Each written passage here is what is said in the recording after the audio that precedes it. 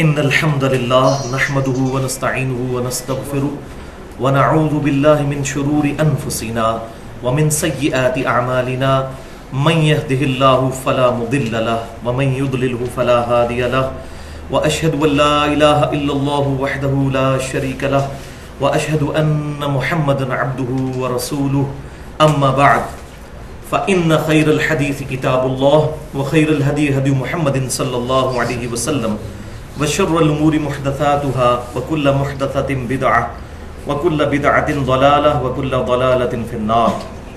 أعوذ بالله السميع العليم من الشيطان الرجيم من همزه ونفخه ونفثه. بسم الله الرحمن الرحيم. رب اشرح لي صدري ويسر لي أمري واحلل عقدة من لساني يفقهوا قولي. بسم الله الرحمن الرحيم. إن الله وملائكته يصلون على النبي يا أيها الذين آمنوا صلوا عليه وسلموا تسليما. اللهم صل على محمد وعلى آل محمد كما صليت على إبراهيم وعلى آل إبراهيم إنك حميد مجيد. اللهم بارك على محمد وعلى آل محمد كما باركت على إبراهيم وعلى آل إبراهيم إنك حميد مجيد.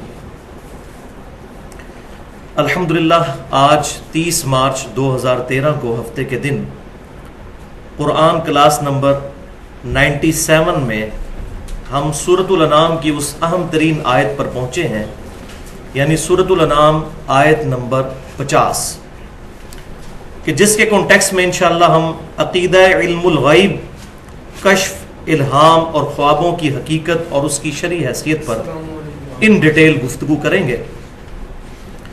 آج سے تقریباً 2 سال پہلے بھی میں نے سورہ آل عمران کی آیت نمبر 179 کے تحت عقیدہ علم غیب پر تفصیلی گفتگو کی تھی، لیکن اس میں کچھ چیزیں اشارتاً بیان کی تھیں، کچھ کیوریز باقی تھیں، وہ کیجول گفتگو تھی، لیکن اب میں چاہ رہا ہوں کہ اس کو ڈیٹیل کے ساتھ تمام ایشوز کو ریزالو کیا جائے۔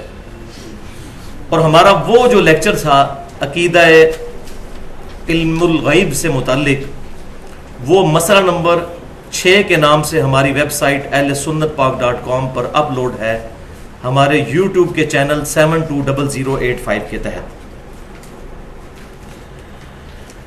آج کی انشاءاللہ جب یہ گفتگو ہو جائے گی تو پھر ہم اس لیکچر کو اپلوڈ کر دیں گے اور پرانے والے لیکچر کو اس کے تھرو ریپلیس کروا دیں گے۔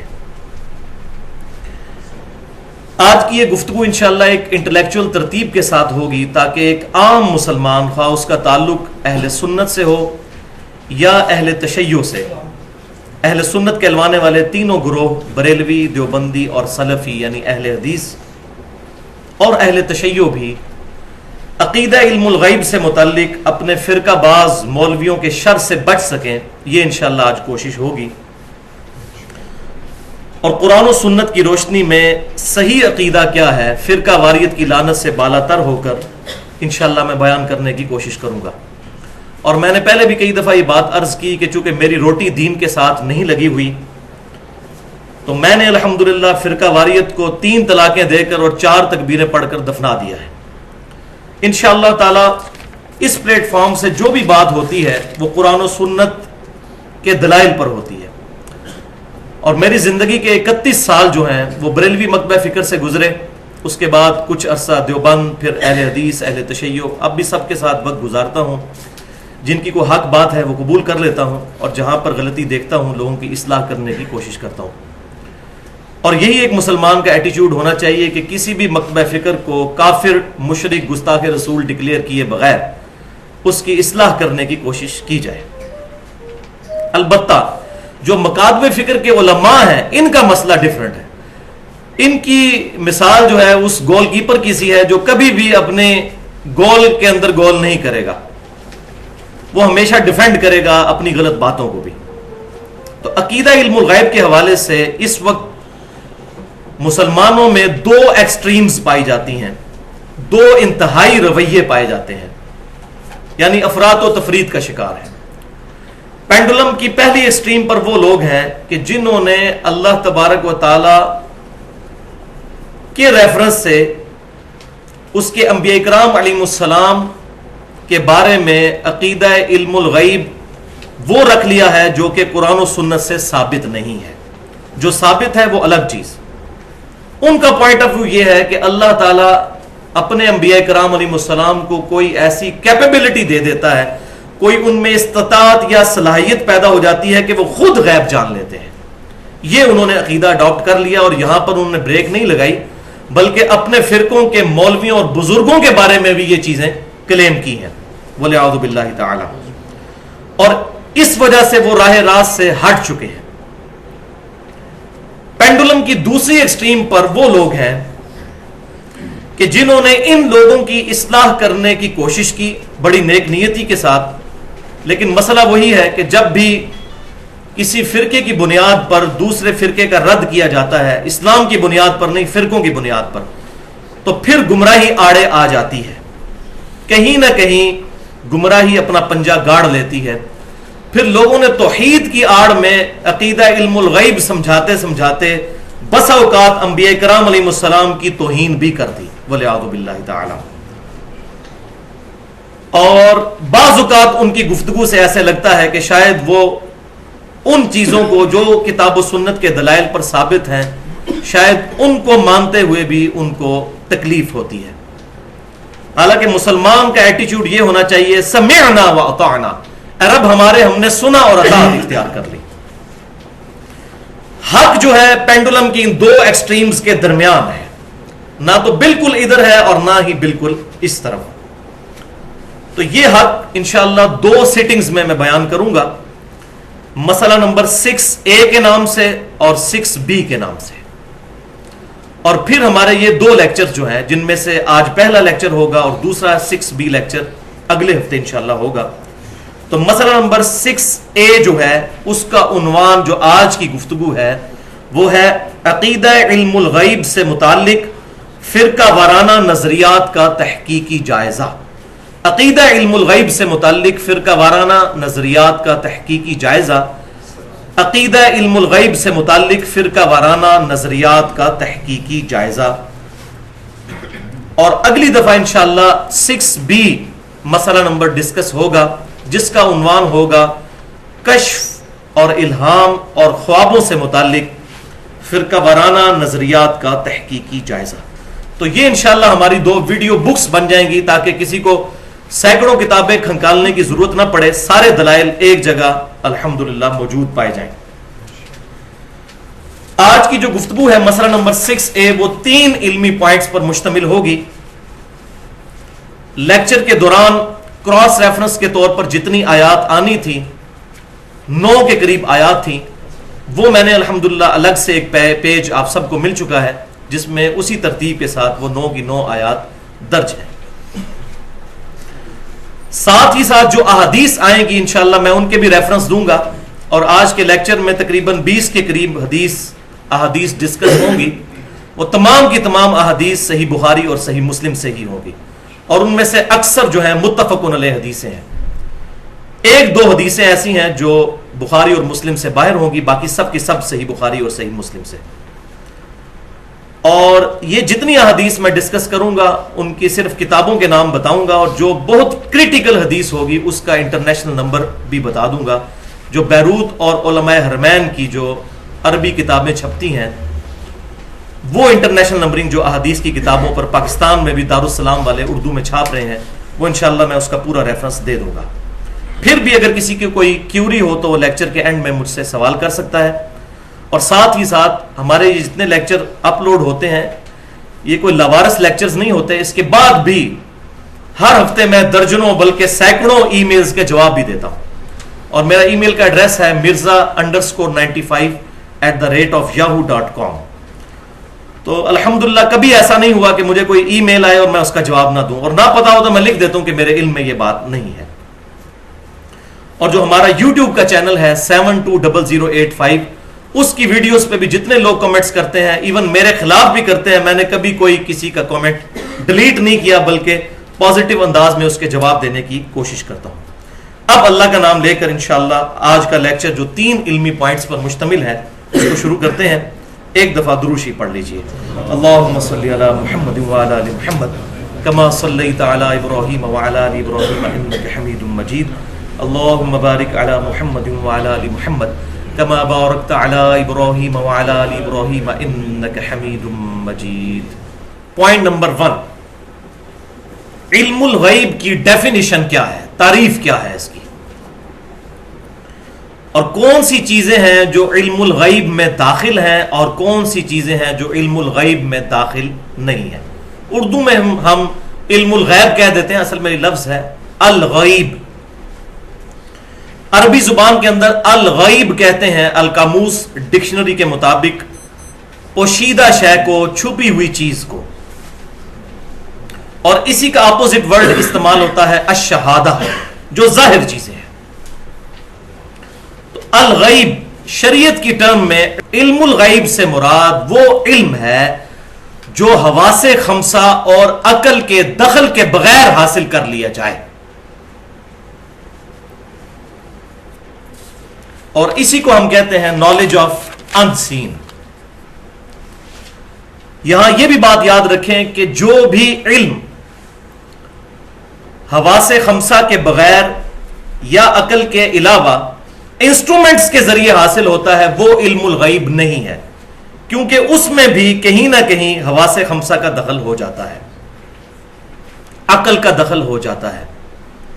مثال کے طور پر جو علم الٹرا ساؤنڈ کے ذریعے حاصل ہوتا ہے، جیسا کہ آج کل الٹرا ساؤنڈ کے ذریعے پریگنینسی کے بارے میں معلومات حاصل کر لی جاتی ہیں، تو یہ علم الغیب نہیں ہے، کیونکہ یہ سورس ہے ایک الٹرا ساؤنڈ کے ذریعے، اس سے ویوز پروڈیوس ہوتی ہیں اور وہ ماں کے پیٹ سے ریباؤنڈ ہو کر سکرین پر ایک شکل بناتی ہیں. یہ علم الغیب نہیں ہے، فزیکل نالج ہے، ٹینجیبل فارم میں. اسی طریقے سے مائکروسکوپ کے ذریعے جو چیزیں دیکھی جاتی ہیں خوردبین کے ذریعے، وہ بھی علم الغیب میں داخل نہیں. اسی طریقے سے ٹیلیسکوپ کے ذریعے جو دور دراز کی چیزیں دوربین کے ذریعے دیکھ لی جاتی ہیں، وہ بھی علم الغیب نہیں ہے. سیٹلائٹ کے ذریعے، موبائل فون کے ذریعے، یہ تمام کی تمام چیزیں جو انسٹرومنٹس کی شکل میں موجود ہیں، ان کے ذریعے جو علم حاصل ہوتا ہے یہ علم الغیب نہیں ہے. علم الغیب وہ ہے کہ ان تمام چیزوں کے بغیر ڈائریکٹ دل پر القاء کر دیا جائے.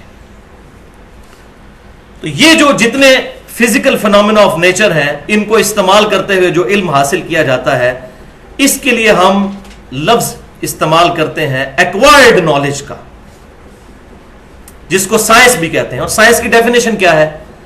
The knowledge obtained through observations and experiments is known as science. مشاہدات اور تجربات کے ذریعے حاصل کیا گیا علم وہ سائنس کہلاتا ہے. تو سائنس کے علم سے جتنی چیزیں حاصل ہوں گی یہ علم الغیب نہیں ہوں گی، کیونکہ وہ ٹینجیبل چیزوں کو فزیکل فینومینا آف نیچر کے ساتھ ڈیل کرتا ہے. اسی کی ایک اور مثال بھی سن لیجئے کہ آج کل ایسے انسٹرومنٹس بھی دریافت ہو چکے ہیں جن کے ذریعے آپ زمین میں پانی کی گہرائی کا اندازہ لگا سکتے ہیں. زمین میں 2 فٹ کا گڑھا کھودا جاتا ہے، اس میں وہ انسٹرومنٹ رکھ دیا جاتا ہے. ہمارے اسلام آباد میں تو 8-10 ہزار روپے لے کے وہ بتا دیتے ہیں. وہاں پر پانی کا کافی مسئلہ ہے، کافی نیچا ہے پانی، 250-300 فٹ پر ہے. تو بعض اوقات بورنگ کا 1 سے 1.5 لاکھ روپے پاکستانی خرچہ ہو جاتا ہے. تو لوگ پھر پیسہ بچانے کے لیے وہ انسٹرومنٹس والی جو جتنی بھی ٹیمز ہوتی ہیں ان کو بلاتے ہیں، تو زمین میں 2 فٹ گڑھا کھود کر اس میں انسٹرومنٹ رکھتے ہیں. اس سے ویوز جنریٹ ہوتی ہیں الٹراسونک، جیسا کہ الٹرا ساؤنڈ ہوتا ہے. وہ زمین کی گہرائی تک چلی جاتی ہیں اور ریباؤنڈ ہو کر واپس آتی ہیں، تو پتہ چل جاتا ہے اتنی گہرائی میں پانی ہے. تو یہ بھی علم الغیب نہیں ہوگا، کیونکہ فزیکلی آپ نے چیک کیا. کوئی ویسے یوں بیٹھا ہوا بتا دے کہ یہاں پر پانی ہے، اور ایک دفعہ بتانے سے نہیں، جتنی دفعہ بتائے رزلٹ صحیح نکلے تو وہ علم الغیب ہوگا. ویسے تو لگ گیا تو تیر اور نہ لگا تو تکا. اسی طریقے سے محکمہ موسمیات جو بارش کی پیشن گوئی کرتا ہے، یہ بھی علم الغیب نہیں ہے، یہ بھی فزیکل نالج ہے. مثال کے طور پر آپ اگر 100 فٹ اونچے مینار پر چڑھ جائیں تو آپ 10 کلومیٹر دور تک دیکھ سکتے ہیں، اور جو زمین پر کھڑا ہے وہ 1 کلومیٹر سے بھی زیادہ دور نہیں دیکھ سکتا. تو اب 10 کلومیٹر دور جو بندہ دیکھ رہا ہے 100 فٹ کے مینار پر، وہ دور سے دیکھ کر بتا دے گا جی فلاں گاڑی فلاں جگہ پر پہنچ چکی ہے اور اس رفتار سے آ رہی ہے، اتنی دیر تک یہاں پہنچ جائے گی. اور وہ پہنچ جائے تو آپ یہ نہیں کہیں گے اس کو علم الغیب ہے. بالکل اس طریقے سے پاکستان میں جب انڈیا سے مونسون کی ہوائیں داخل ہوتی ہیں تو ان ہواؤں کی رفتار انسٹرومنٹ کے ذریعے کیلکولیٹ کی جاتی ہے. پاکستان سے انڈیا اور انڈیا سے پاکستان آتے ہوئے جن جن شہروں سے اس نے گزرنا ہے اس کے فاصلے بھی ہمیں لیٹ لانگ بھی لیٹیچیوڈ اور لانگیچیوڈ طول بلد اور عرض بلد پتہ ہوتے ہیں. اس سے فزیکل کیلکولیشن کی جاتی ہے. اچھا جی یہ اتنے بجے چلی ہے تو یہ اتنے بجے تک یہاں پر بارش پہنچ جائے گی. تو یہ علم الغیب نہیں ہے, فزیکل ہے. جیسا کہ ہمیں پتا ہے کہ ہمارے اس جیلم شہر سے ایک ہائیسٹ ایوریج جو ہے 1.25 گھنٹے میں اسلام آباد تک پہنچ جاتی ہے. تو یہاں سے گاڑی اگر چلتی ہے 1 بجے دن کو تو آپ بڑے آرام سے کہہ سکتے ہیں جی 2:45 اور 3 کے درمیان فیض آباد پہنچ جائے گی. تو یہ علم الغیب نہیں ہوگا, یہ فزیکل نالج ہے. تو یہ تمام کی تمام چیزیں, یہ ایکوائرڈ نالج جو ہے یہ علم الغیب نہیں بلکہ فزیکل اور ایکوائرڈ نالج ہے. تو اس کے اپوزٹ جو علم ہے, اپوزٹ کا لفظ بھی غلط ہے, پیرلل میں اس کے جو علم ہے وہ ہے ریویلڈ نالج, وہی کا علم جو اللہ تعالیٰ اپنے انبیاء کرام علیہ السلام کے دل پر القاء کرتا ہے. اور یہ چیزیں کبھی بھی حواس خمسہ اور عقل سے حاصل ہو ہی نہیں سکتی. دنیا میں کبھی کوئی انسٹرومنٹ نہیں بنایا جا سکتا جس سے فرشتہ ڈیٹیکٹ ہو جائے یا عذاب قبر دیکھا جا سکے, یہ چیزیں یا جنت یا دوزخ کو دیکھا جا سکے. یہ چیزیں کبھی بھی انسٹرومنٹس کے ذریعے حاصل نہیں ہو سکتی. صرف اللہ تعالیٰ اپنے انبیاء کرام علیہ السلام پر یہ چیزیں اشکار فرماتا ہے. اور اس وحی کے علم کو ہم انگلش میں ریویلڈ نالج کہتے ہیں. اس پہ اس کی ڈیٹیل تو اگر مجھے اس پہ میں صرف بیان کروں تو 1 گھنٹہ اور چاہیے. ایک میں نے گفتگو کی ہے مسئلہ نمبر 39 کے نام سے, علم وحی اور علم سائنس کی اہمیت اور ان کا دائرہ کار. وہ اہل سنت پاک.com پر اپلوڈ ہے, 35 منٹ کی گفتگو, مسئلہ نمبر 39. اس میں میں نے بتایا ہے کہ اسلام صرف 2 علوم کو مانتا ہے, یا سائنس کے علم کو مانتا ہے جو ڈیفینیٹ اسٹیبلش سائنس ہے, جو تجربات سے ہم نے حاصل کی ہے کہ پیٹرول آگ کو بھڑکا دیتا ہے, یہ ڈیفینیٹ علم ہے, یا پھر وحی کے علم کو, کتاب و سنت کے علم کو اسلام مانتا ہے. تو علم الغیب جو ہے وہ 2 طرح کا ہے. ایک علم الغیب وہ ہے جس پر ہم ایمان رکھتے ہیں غیب میں, سب کے سب صحابہ سے لے کر قیامت تک آنے والا آخری مسلمان بھی ان چیزوں کو دیکھتا نہیں بلکہ غیب پر ہی ایمان رکھتا ہے. جیسا کہ عذاب قبر پر ایمان, دوزخ پر ایمان, جنت پر ایمان, اللہ تعالیٰ کی ذات پر ایمان, جس کے بارے میں سورۃ البقرہ کے اندر شروع میں ہی آ گیا, بسم اللہ الرحمن الرحیم, الذین یؤمنون بالغیب, وہ لوگ جو کہ غیب پر ایمان رکھتے ہیں. تو ہم علم الغیب نہیں رکھ سکتے. علم الغیب صرف پیغمبروں کو ملتا ہے, وہ بھی آگے ڈیٹیل آ جائے گی کیا. ہم پیغمبروں کی تصدیق کرتے ہیں, ہم ایمان بالغیب پر ہوتے ہیں, الحمدللہ. اور دوسرا فزیکل فینومینا آف نیچر جتنے ہیں, جتنے میں نے پہلے بتائے, اس کا علم بھی اگر انسٹرومنٹس عقل اور حواس کے بغیر حاصل کر لیا جائے تو وہ بھی علم الغیب ہوگا. مثال کے طور پر صحیح بخاری میں انٹرنیشنل نمبرنگ کے مطابق 4262 نمبر حدیث ہے, کتاب المغازی چیپٹر میں غزوہ موتا کے بیان میں, کہ نبی صلی اللہ علیہ وسلم نے مدینہ شریف میں بیٹھ کر سینکڑوں میل دور کی خبر لائیو بتائی صحابہ کو. سیٹلائٹ کے ذریعے نہیں, عقل کے ذریعے نہیں, حواس کے ذریعے نہیں, بلکہ دل پر اللہ نے القاء کر دیا. آج اگر سینکڑوں میل دور دیکھا جائے سیٹلائٹ کے ذریعے تو وہ فزیکل نالج ہوگا, وہ علم الغیب نہیں, کیونکہ وہ الیکٹرو میگنیٹک ویوز ہیں جن کے ذریعے سارا ڈیٹا ٹرانسفر ہوتا ہے. اب ہم تو سائنس کی فیلڈ کے لوگ ہیں, سمجھتے ہیں, بہت کم لوگ ہیں جو اس کو سمجھتے ہیں. جو اس فیلڈ کے لوگ ہیں وہ اس چیز کو بہتر سمجھتے ہیں کہ یہ سارے کا سارا فزیکل ورلڈ کا نالج ہے. تو نبی صلی اللہ علیہ وسلم نے مدینہ شریف میں بیٹھے ہوئے فرمایا کہ میرے زید کو شہید کر دیا گیا. اب جھنڈا جو ہے وہ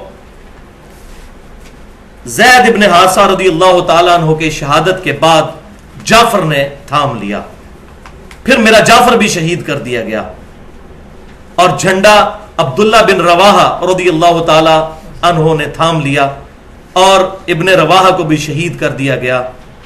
اور نبی صلی اللہ علیہ وسلم کی مبارک آنکھوں سے مسلسل آنسو جاری ہے.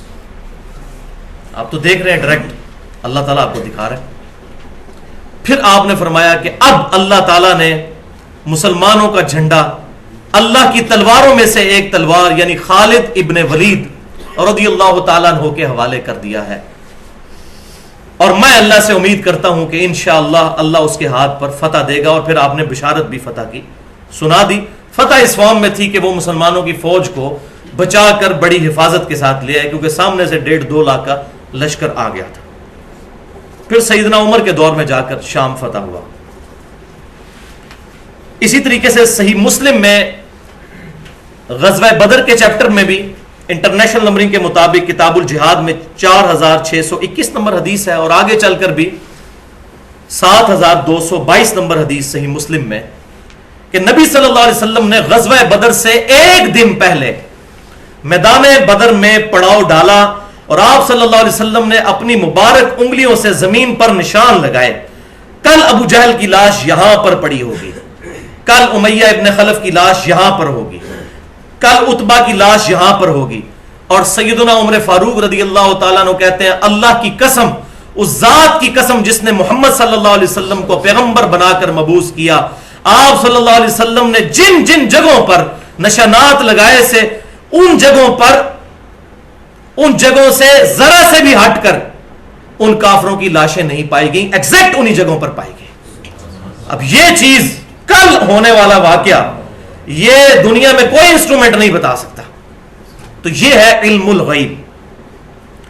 اسی طریقے درجنوں حدیثیں مجھے زبانی یاد ہے صحیح بخاری اور صحیح مسلم سے، اگر بیان کروں آگے تھوڑی بہت بیان بھی کر دوں گا، لیکن پھر وہ ٹاپک ہمارا کور نہیں ہوگا۔ ایک اور حدیث جو بڑی مشہور ہے، صحیح بخاری اور صحیح مسلم کی متفق علیہ حدیث ہے، اور اس میں عقیدہ بھی کلیئر ہو جائے گا کہ آپ صلی اللہ علیہ وسلم نے غزوہ حنین کے موقع پر ایک شخص کے لیے فرمایا کہ یہ جہنمی ہے، دوزخی ہے۔ یہ مشہور حدیث ہے، ہم نے اکثر سنی ہوئی ہے۔ تو صحابہ اکرام علیہم رضوان کہتے ہیں کہ جب جنگ شروع ہوئی تو اس شخص نے بڑھ چڑھ کر جنگ میں حصہ لیا اور کافروں کو پچھاڑ کر رکھ دیا۔ قریب تھا کہ ہم سب کے سب لوگ شک میں پڑ جاتے کہ اسلام کی طرف سے اتنی بہادری کے جوہر دکھانے والا کیسے دوزخی ہو سکتا ہے۔ نبی صلی اللہ علیہ وسلم کے پاس حاضر ہوئے، یا رسول اللہ صلی اللہ علیہ وسلم اس نے تو اتنے کافر مار دیے، تو آپ نے فرمایا وہ دوزخی ہے۔ پھر صحابہ کہتے ہیں ہم انتظار کرنے لگے، اور پھر وہی ہوا کہ جب اس کو زخم زیادہ لگ گئے تو اس نے اپنے دامن میں سے تیر نکالا اور اس تیر کو اپنے پیٹ میں کھبو کر خودکشی کر لی۔ تو صحابہ کرام علیہ رضوان حضور صلی اللہ علیہ وسلم کی خدمت میں حاضر ہوئے اور کہا یا رسول اللہ، آپ نے سچ فرمایا، اس نے خودکشی کر لی۔ اس پر آپ صلی اللہ علیہ وسلم نے کیا کومنٹس ارشاد فرمائے؟ اشہد انی عبد اللہ ورسولہ، بے شک میں گواہی دیتا ہوں کہ میں اللہ کا بندہ اور اس کا رسول ہوں۔ کیوں؟ کہ یہ میرے رسول ہونے پر گواہی ہے کہ میں نے جو خبر دی یہ اللہ کی طرف سے ہے، میں اسی کا رسول ہوں۔ پھر آپ نے فرمایا اے بلال اٹھ اور لوگوں میں اعلان کر دے کہ جنت میں صرف مومن ہی داخل ہوگا، منافق نہیں، اور بسا اوقات اللہ تعالیٰ کسی فاسق سے بھی دین کا کام لے لیتا ہے وہ منافق تھا، بظاہر اس نے اسلام کا لبادہ اوڑا ہوا تھا اور فزیکلی بھی اسلام کی طرف سے پرفارمنس دی، لیکن دوست کی تھی، کیونکہ ایمان بنیادی شرط ہے۔ وَلِعَاذُ بِاللَّهِ تعالی۔ تو اس حدیث سے بالکل واضح ہو گیا کہ صحابہ کرام علیہم رضوان کو بھی نہیں پتا تھا کہ اس شخص کے ساتھ کیا معاملہ ہونے والا ہے۔ اب جو لوگ اپنے بزرگوں کے بارے میں یہ دعویٰ کرتے ہیں اور کہتے ہیں جی کہ شیخ عبد القادر جیلانی رحمۃ اللہ علیہ نے تو وعدہ کیا ہے کہ میرا کوئی بھی مرید ایسا نہیں جس کو میں جنت میں نہ لے کر جاؤں، یا تو بھائی صحابہ جب تک وہ خودکشی اس نے نہیں کی وہ صحابہ ہی تھا نا، صحابہ میں سے تھا نا، اس کے بارے میں بھی صحابہ کو کنفرم نہیں ہے، تو ان بزرگوں کے بارے میں اتنے بڑے بڑے دعوے کرنا جبکہ کوئی پیغمبر دنیا میں موجود نہیں کہ جس کے ذریعے سے علم الغیب حاصل ہو جائے، یہ بد عقیدگی کے سوا اور بعض اوقات شاید دار اسلام سے خارج کرنے والا عقیدہ ہی بن جائے، وَلِعَاذُ بِاللَّهِ تعالی۔ بالکل اسی طریقے سے صحیح بخاری اور صحیح مسلم کی متفق علیہ حدیث ہے، آپ صلی اللہ علیہ وسلم قبرستان سے گزر رہے تھے تو آپ صلی اللہ علیہ وسلم رک گئے۔ صحابہ نے پوچھا یا رسول اللہ آپ کیوں رکے؟ تو آپ صلی اللہ علیہ وسلم فرمایا ان دو قبر والوں کو عذاب ہو رہا ہے۔ اب صحابہ کو تو 4 فٹ نیچے نہیں زمین میں نظر آیا، بعد کے بزرگ کہتے ہیں جی مشرق میں بیٹھے ہو تو مغرب دیکھ لیتے ہیں. اور قصیدہ غوثیہ ایسا جھوٹا مشہور کیا جس میں لکھا ہے کہ شیخ عبد القادر جیلانی فرماتے ہیں معاذ اللہ استغفر اللہ، انہوں نے نہیں فرمایا کہ میں پوری دنیا کو پوری زمین کو اس طرح دیکھتا ہوں جیسے ہتھیلی پر گندم یا جو کا دانہ، والعیاذ باللہ تعالی. ہم تو اپنی کمر پہ نہیں دیکھ سکتے. تو اتنے بڑے بڑے دعوے ان بزرگوں کی طرف منسوب کر دیے. تو صحابہ کرام کو تو 4 فٹ نیچے نہیں نظر آیا، تو نبی صلی اللہ علیہ وسلم نے بتایا کیونکہ ان کو تو اللہ نے دکھا دیا تھا. فرمایا کہ ان میں سے ایک ایسا شخص تھا جو پیشاب کے چھینٹوں سے نہیں بچتا تھا اور دوسرا چغلی کھایا کرتا تھا. والعیاذ باللہ تعالی. تو الذین یؤمنون بالغیب، تو صحابہ کرام علیہم رضوان اور پوری امت سمیت ہم ایمان بالغیب رکھنے والے ہیں.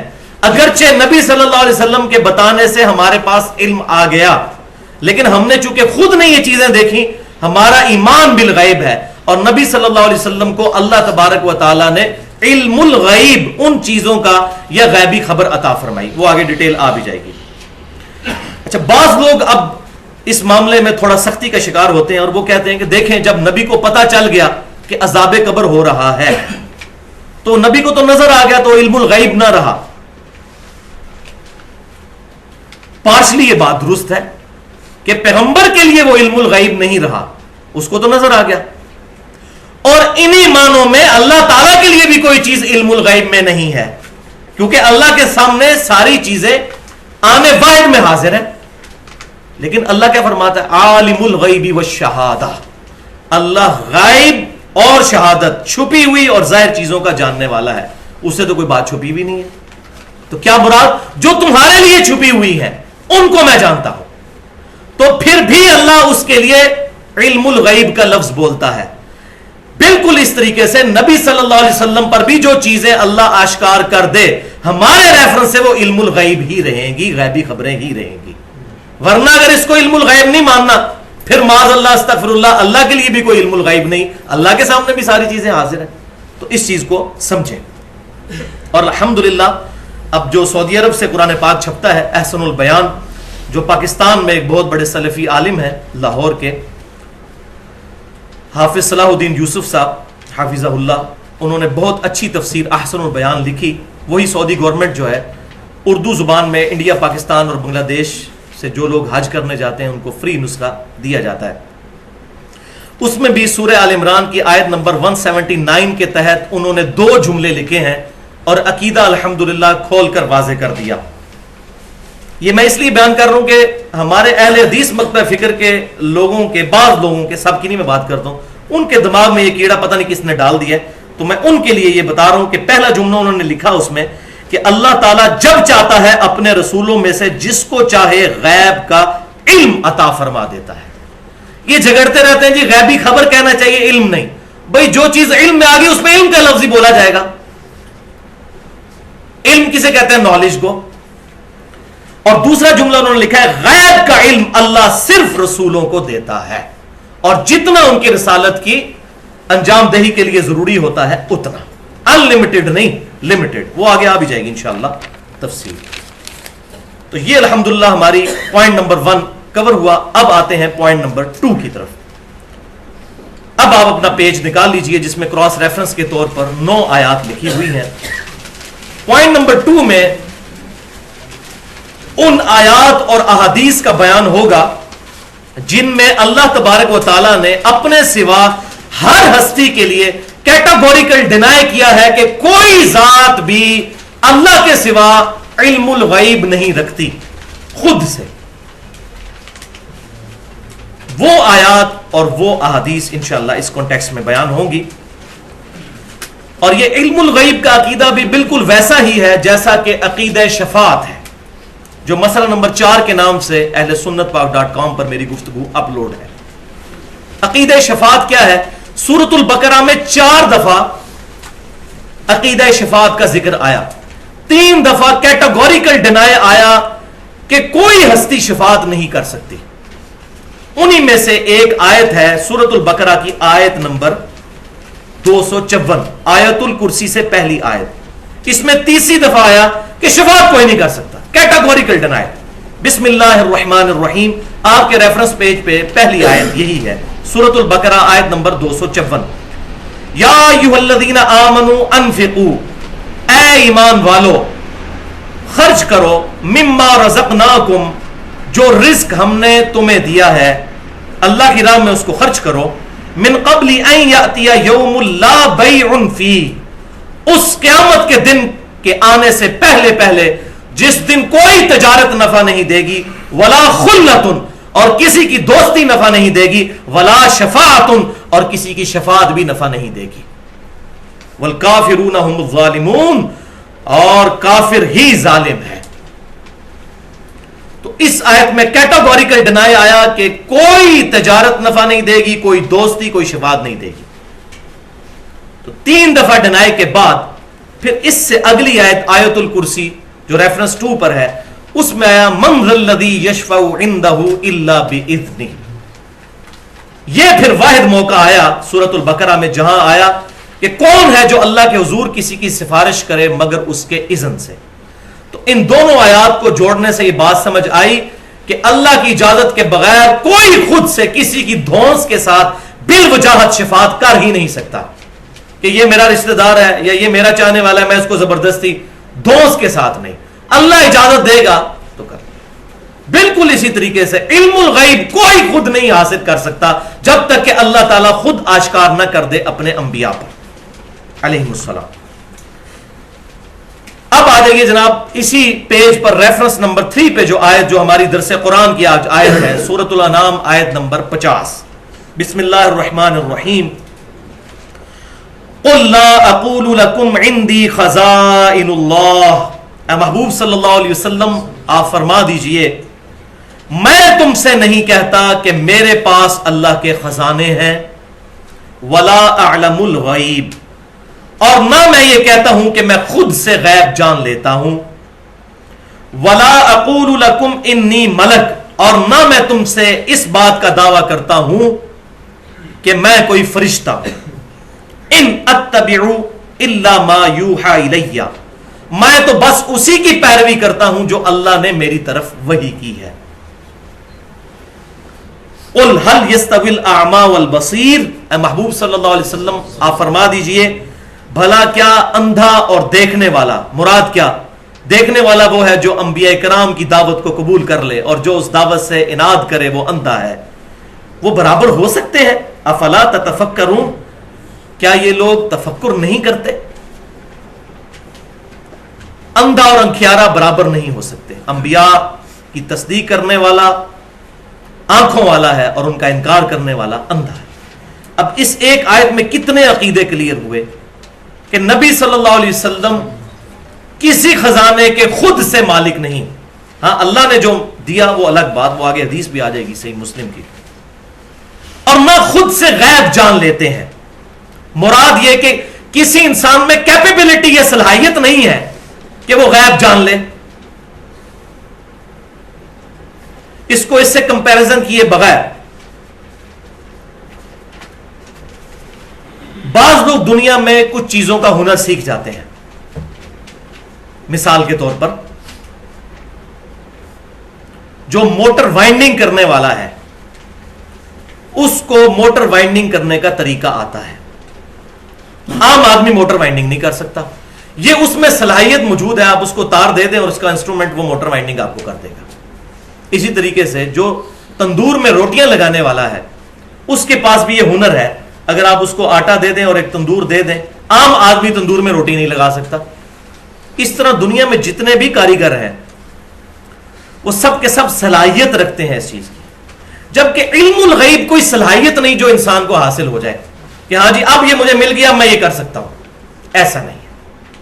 یا اس کو مزید سمجھیے، جیسا کہ ایک ماں اپنے بچے کو دودھ پلاتی ہے، اس کے پاس یہ صلاحیت خود سے نہیں آتی کہ اس کے پستان میں دودھ آ جاتا ہے، یہ اللہ کی طرف سے ہوتا ہے، یہ اس کے اختیار میں نہیں ہوتا کہ جب چاہے تو دودھ آ جائے، کوئی صلاحیت نہیں ہوتی، بلکہ جب اللہ چاہتا ہے اس کے لیے دودھ کو ظاہر کر دیتا ہے، وہ بچے کی خوراک کے طور پر۔ بالکل اس طریقے سے انبیاء کرام علیہ السلام پر جو غیب کی خبریں آشکار ہوتی ہیں وہ خود اس کی صلاحیت نہیں رکھتے، بلکہ اللہ جب چاہتا ہے ان پر آشکار کر دیتا ہے، اور جب اللہ کرتا ہے تو اس پر علم الغیب کا ہی لفظ بولا جائے گا، کیونکہ ہمارے لیے باہر وہ بہرحال غیب کی چیزیں ہی رہنی ہیں، ہمارے اعتبار سے وہ غیب ہی ہے۔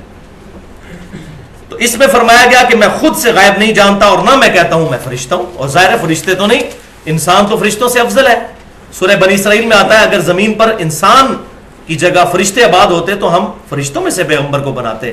ہمارے پیغمبر صلی اللہ علیہ وسلم بشر ہے، بلکہ بشریت کو ناز ہے ان پر۔ آپ صلی اللہ علیہ وسلم کا بشر ہونا آپ صلی اللہ علیہ وسلم کی یہ فضیلت ہے جو آپ صلی اللہ علیہ وسلم کو فرشتوں سے بھی افضل کر دیتی ہے۔ اگلی آیت قرآن پاک میں ایپیکس ہے، اس سے زیادہ واضح آیت اس ٹاپک کے اوپر نہیں، جس میں کئی عقیدے کلیئر ہو جائیں گے، اور یہ ایک آیت اگر لے لی جائے تو پاکستان کے 80% لوگ جن کے عقیدوں میں بگاڑ ہے ان کے عقیدے صحیح ہو جائیں گے۔ سورۃ الاعراف آیت نمبر 188، آپ کے ریفرنس پیج پہ 4 نمبر۔ بسم اللہ الرحمن الرحیم، قل لا املک لنفسی نفعا ولا ضرا، اے محبوب صلی اللہ علیہ وسلم اپنی زبان مبارک سے اعلان کر دیجئے کہ میں تو اپنی جان کے لیے بھی نہ نفع کا اختیار رکھتا ہوں اور نہ نقصان کا، الا ما شاء اللہ، مگر جو اللہ میرے لیے فیصلہ کر دے، میں بھی اسی کے مرہون منت ہوں۔ اب ذرا ساتھ ساتھ سوچتے جائیے، جو ہمارے انڈیا پاکستان اور بنگلہ دیش میں لوگ دعوے کرتے ہیں کہ فلاں بزرگ چاہیں تو یہ کر دیں تو وہ کر دیں، بولے اعوذ باللہ تعالی۔ وَلَوْ كُنْتُ أَعْلَمُ الْغَيْبِ، اور اے نبی یہ بھی فرما دیجئے اگر میں خود سے غیب جان لیتا، وہی بات کہ کیپیبلٹی میرے اندر ہوتی بغیر اللہ کے بتائے ہوئے، لَسْتَكْثَرْتُ مِنَ الْخَيْرِ، تو میں بہت سی بھلائیاں جمع کر لیتا خود سے، اور اس کی فارم کیا ہوتی؟ وَمَا مَسَّنِيَ السُّوءُ، مجھے کوئی بھی تکلیف کبھی نہ پہنچ سکتی۔ اگر مجھے غیب کی خبریں خود پتہ چل جاتی مجھے کبھی بھی کوئی تکلیف نہ آتی۔ حقیقت بات ہے، نبی صلی اللہ علیہ وسلم کیا، دنیا کا کوئی بھی انسان اگر یہ فورس ہی کر لے کہ مجھے یہ تکلیف آ جائے گی فلاں ٹائم پہ، اور اس کے پاس بچنے کی سبیل ہو، مثال کے طور پر مجھے یہ بات پتہ چل جائے کہ اگر میں صبح جہلم سے اسلام آباد کے لیے سفر اختیار کرتا ہوں تو ہائیس کا ایکسیڈنٹ ہو جائے گا اور اس میں 10 بندے مارے جائیں گے، ہو سکتا ہے ان میں سے میں بھی ہوں، تو میں کبھی بھی نہیں گھر سے نکلوں گا۔ تو اے نبی فرما دیجئے اگر میں خود سے غیب جان لیتا ہوتا تو میں بھلائیاں بہت ساری جمع کر لیتا، مجھے کوئی تکلیف نہ کبھی پہنچتی۔ ان انا الا نذیر و بشیر، میں تو نہیں ہوں مگر ایک ڈر سنانے والا اور خوشخبری دینے والا، اللہ کے مجرمین کو آخرت کا ڈر سنانے والا اور مومنین کو قیامت کے دن اللہ تعالیٰ کی جنتوں کی خوشخبری دینے والا، لقوم یؤمنون، اور ان کے لیے جو واقع ہی یقین کرنا چاہیں، ایمان لانا چاہیں۔ جو نہیں ماننا چاہتا وہ بے شک خود دوزخ کا راستہ اختیار کرے۔ تو اس کا جو پہلا پورشن ہے کہ میں نہ نفع کا مالک ہوں نہ نقصان کا، آج ٹاپک نہیں، اس پہ میری الحمدللہ 2 مختلف گفتگو جو ہے اپلوڈ ہو چکی ہیں۔ ایک مسئلہ نمبر 3 کے نام سے دعا صرف اللہ ہی سے، اس میں میں نے مسئلہ استعانت کلیئر کیا ہے، اہل سنت پاک .com پر 1 گھنٹہ اور 38 منٹ کی گفتگو ہے۔ اور دوسرا ہے مسئلہ نمبر 43، اسی کی ایکسٹینشن ہے، وسیلہ اور توسل کے صحیح احکام و مسائل۔ اس میں میں نے 6 وسیلے بتائے ہیں، 5 جائز ہیں اور 1 وسیلہ ایسا ہے جو ثابت نہیں۔ تو اس میں یہ تمام چیزیں ڈیٹیل کے ساتھ، البتہ یہاں پر یہ دوسرا حصہ جو ہے کہ اگر میں خود سے غیب جان لیتا تو میں بہت سی بھلائیاں جمع کر لیتا اور مجھے کوئی تکلیف نہ پہنچتی۔ تو اس کے کانٹیکسٹ میں 2 حدیثیں یاد کر لیجئے، ایک صحیح بخاری اور صحیح مسلم کی متفق علیہ حدیث ہے کہ غزوہ احد کے موقع پر آپ صلی اللہ علیہ وسلم کے 4 دندان مبارک شہید ہوئے اور خون کا ایسا فوارہ چھوٹا کہ آپ صلی اللہ علیہ وسلم بے ہوش ہو گئے، آپ کو تکلیف پہنچی۔ آپ صلی اللہ علیہ وسلم کے علم میں یہ بات نہیں تھی کہ اتنی بڑی آزمائش آنے والی ہے۔ کیوں؟ ہم سورہ ال عمران کے 6 رکوع پڑھ چکے ہیں کہ اللہ تعالیٰ نے پہلے ہی وعدہ فرما دیا تھا کہ اس قتال میں بھی مسلمانوں کو فتح ہوگی، اور مسلمان ڈٹرمنٹ تھے کہ ہمیں فتح ہونی ہے، لیکن فتح ہونے کے بعد دوبارہ شکست ہوگی۔ پھر بعد میں آیات نازل ہوئی، اللہ نے تمہیں فتح دے دی تھی لیکن تم نے اپنا ڈسپلن لوز کیا اور پیغمبر کی نافرمانی کی، اور اس کا وبال پھر تم پر پڑا۔ پھر صحابہ پر کیا پڑا؟ نبی صلی اللہ علیہ وسلم کے بھی 4 دندان مبارک شہید ہوئے۔ اور اس پر میرا جملہ یاد رکھیں نبی صلی اللہ علیہ وسلم دنیا میں موجود تھے اور صحابہ نے حضور کی نافرمانی کی اور نبی صلی اللہ علیہ وسلم کو بھی اس کی تکلیف اٹھانی پڑی.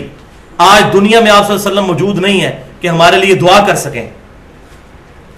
جو دنیا میں کر گئے دعائیں وہ تو چلے ہیں, آج نہیں موجود, اللہ کی جنتوں میں زندہ ہے. اور آج ہم اگر اپنے پیغمبر کی نافرمانی کریں گے تو اللہ تعالیٰ کی طرف سے آزمائش سے کیسے بچ سکتے ہیں؟